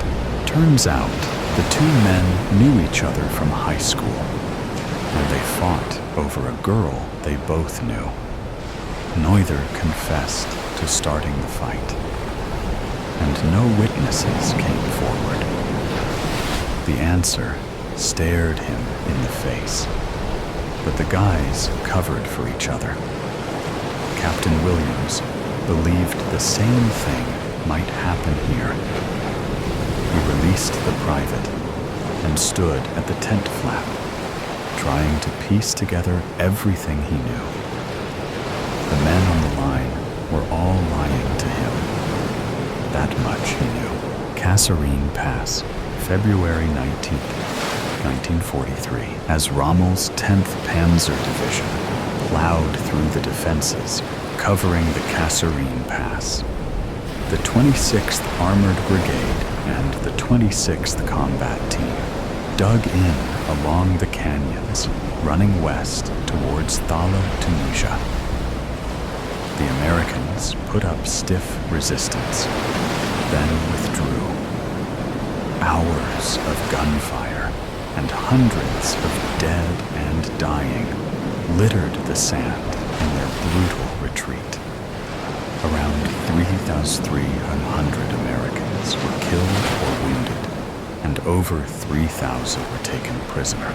On the southern flank, Lieutenant Myers and the men of the 26th Combat Team held on as long as they could. "Lieutenant Myers, we need to get those men out of those holes and behind the tanks," yelled Sergeant Anderson. "Sergeant Anderson, you will leave those men where they are. They are the only thing between Rommel and Algeria. Do you understand?" "But sir, they are getting massacred out there. I just saw 3 men get run over in those shallow holes. They have to pull back." "Sergeant Anderson, I will not tell you again.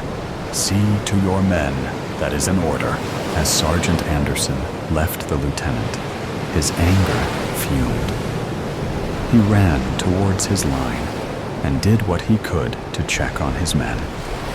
Those men left held out as long as they could as the Germans moved closer and closer. He knew they couldn't hold the line. Meanwhile, Lieutenant Myers carried armfuls of ammunition to his men until he ran out. His radio man died early in the fight, and the 2 men who followed already wounded. Grabbing the radio, he jumped into a crater and found a soldier lying on the ground. 2 men lay beside him, already dead, as this one stared into the sky. "Soldier, return fire," said Lieutenant Myers. "I can't, sir." The words came out in a hopeless tone. "I'm out of ammunition. We all are. That's how they died. They just ran out. Then they got shot." The exhaustion was clear. The battle raged on, and everyone fought on as best they could. "Lieutenant, what do we do?" he said pleadingly. "Private, what is your name?" he asked. "Private Clark, sir." "Private Clark, you are now my radio man. Get this thing working and listen for orders. Do you understand, Private?" he said. Yes, sir." He struggled to talk from lack of water. He moved slowly, but he made it to the young lieutenant's side and grabbed the radio. No sooner than he'd picked up the handle, and he heard the words. "I say again, pull back, pull back. Lieutenant, they ordered us to pull back." The words came out in a half-shout. Without hesitation, Lieutenant Myers gave the signal for everyone to pull back.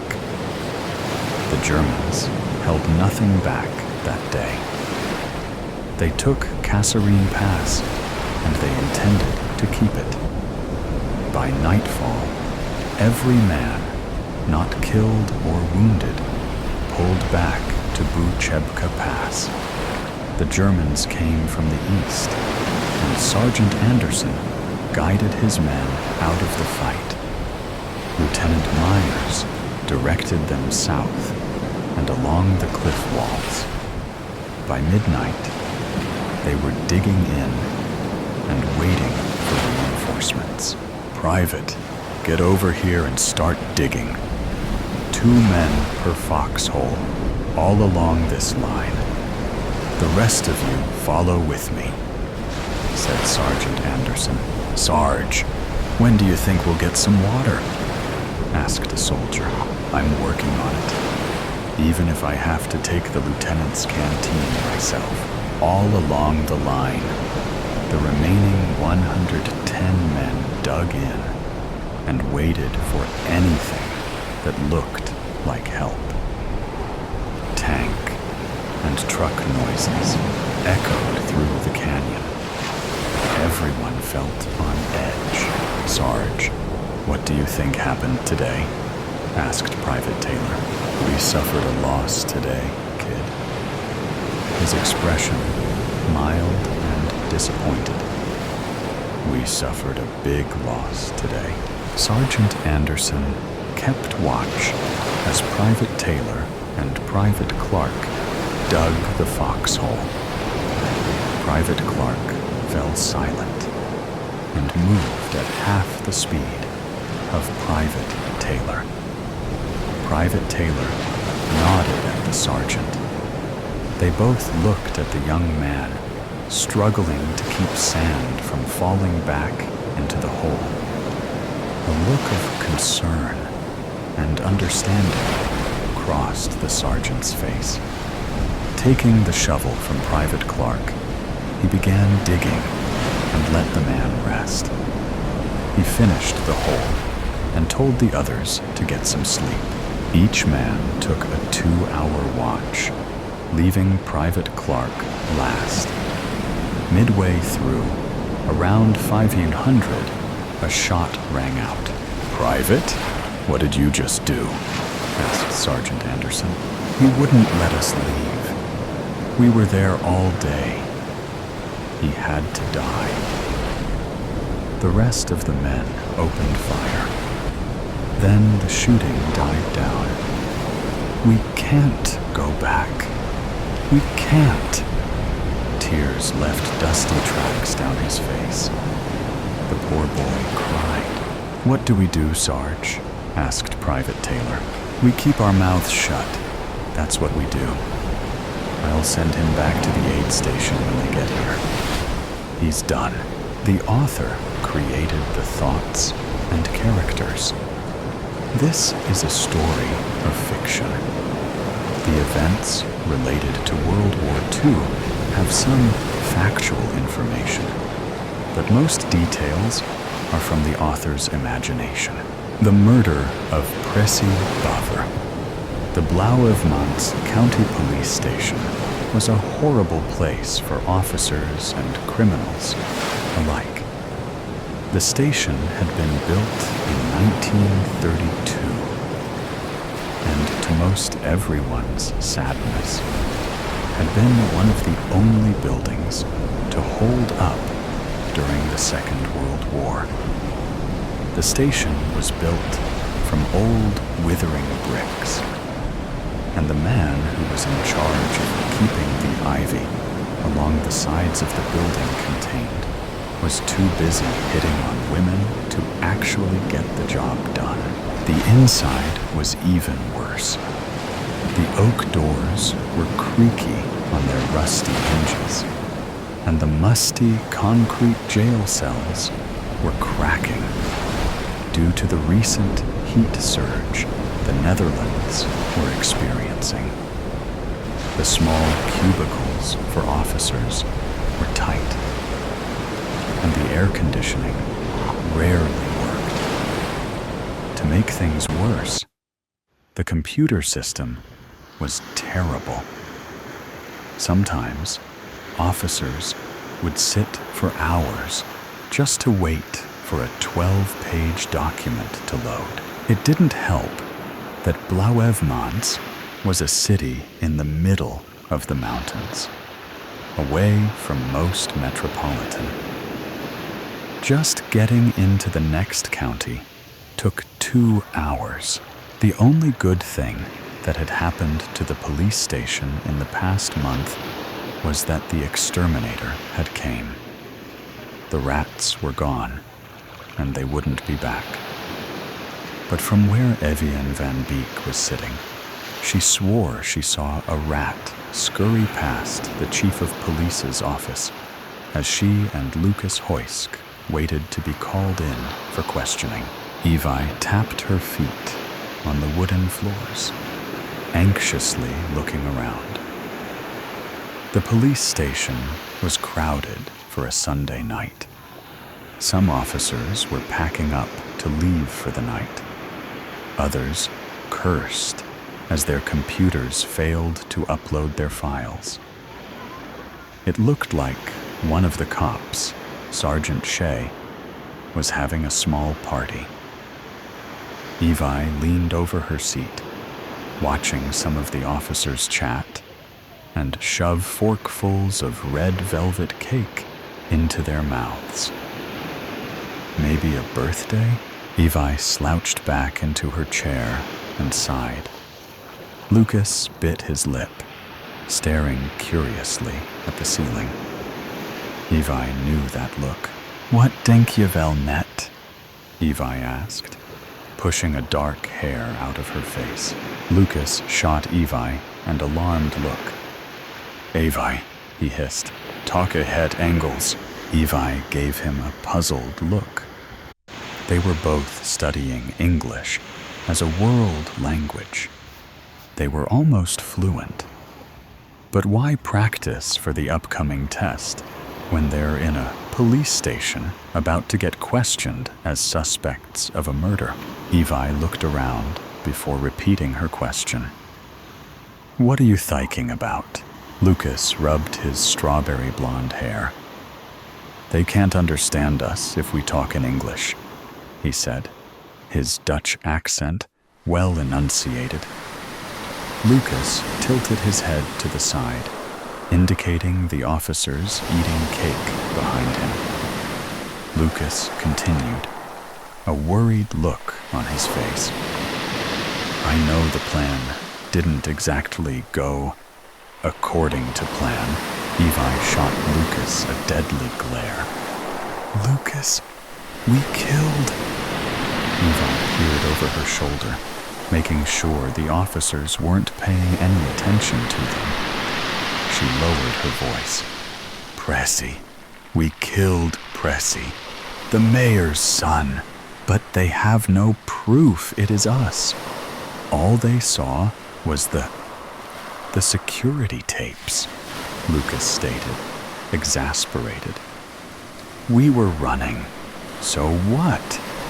That could mean we were running away from the murderer." Evi bit her lip.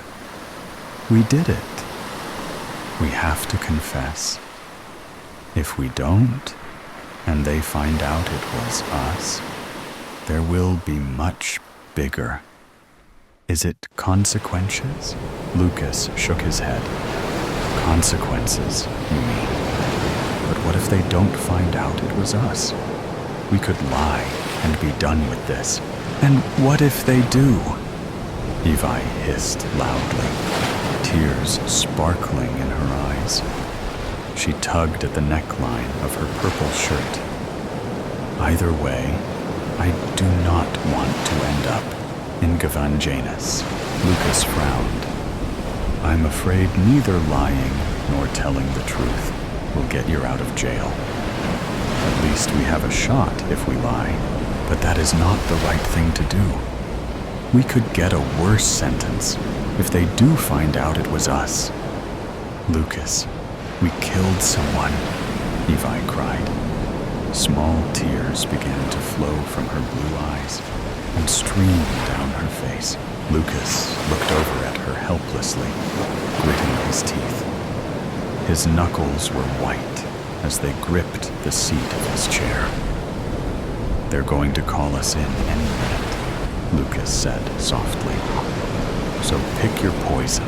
Evie dried her tears, sighing sadly.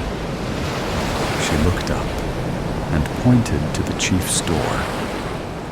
"Lucas, the chief. Ich kommt heran." Evi gasped. Lucas suddenly looked very worried, but he put on a fierce face. As the chief turned the brass doorknob from the inside, Lucas took a deep breath and whispered, "Let's go, Evi." Barvan de Vries was a tall man with wispy black hair and piercing dark blue eyes. He wore his shiny gold badge proudly, and was never without a gun under his sweater. In the work area, he wore his gun on his utility belt. Much to the chief's pleasure, the weapon seemed to intimidate the teenage suspects in front of him. The two, according to his files, were seemingly clean, but were the primary suspects for the murder of Tracy Baver, Evian van Beek, and Lucas Hoysk. Chief de Vries's lips curled. This would be fun. The chief put on a menacing face and looked from Lucas to Evi. The girl was fidgeting slightly, almost unsure of what to think. Lucas, however, seemed relatively calm. It was an odd combination of suspects, especially partners in crime.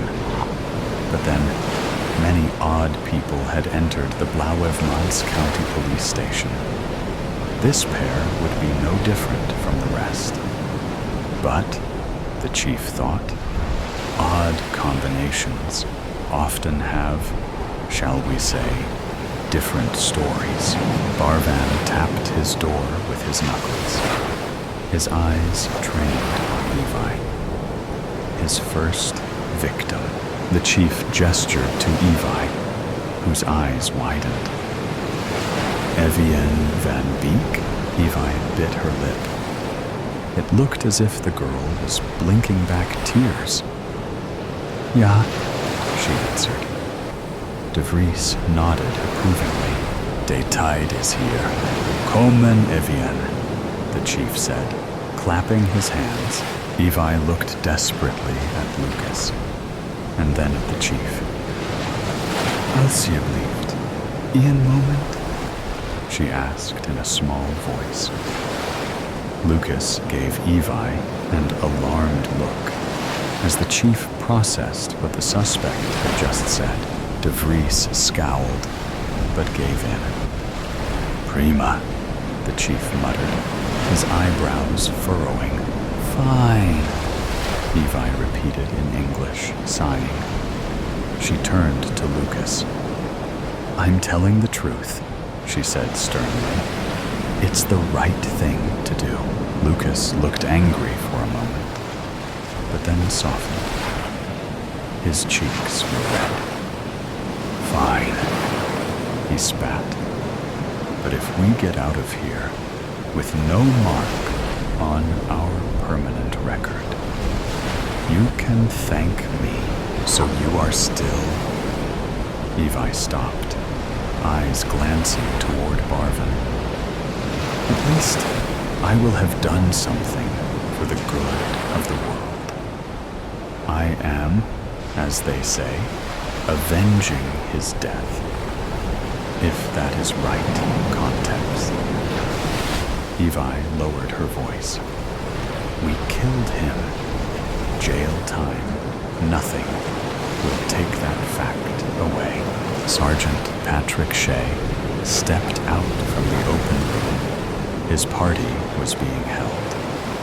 He had been leaning on the door sill and listening to the pair's conversation since they had been seated. Sergeant Shea nodded to the chief. Meneer de Vries, Shea addressed the chief. Barvan raised an eyebrow. Ja? He asked. The sergeant gestured to the teens.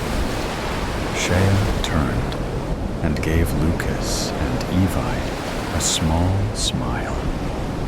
Then, in crisp English, he said, These are our killers, sir. Evian van Beek and Lucas Hoysk, convicted of the manslaughter of Tracy Baver.